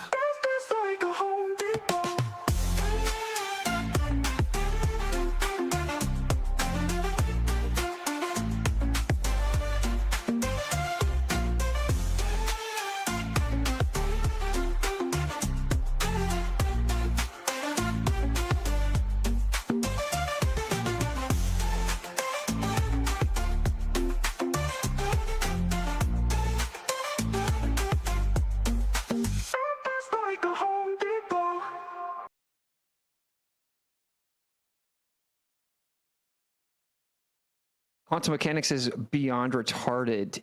I think quantum is the most impressive and precise and advanced field of science in the history of mankind. And we have incredible advancement and precision and predictive capabilities. Like, it's amazing what we do on the quantum scale. Quantum mechanics is beyond retarded. I think quantum is the most impressive and precise and advanced field of science in the history of mankind. Quantum mechanics is beyond retarded. I think quantum is the most impressive and precise and advanced Quantum mechanics is beyond retarded. field of science in the history of mankind. Quantum mechanics is beyond retarded. Quantum mechanics is a real field of science where we do scientific experiments. It's probably the most precise science known to man. Quantum mechanics is beyond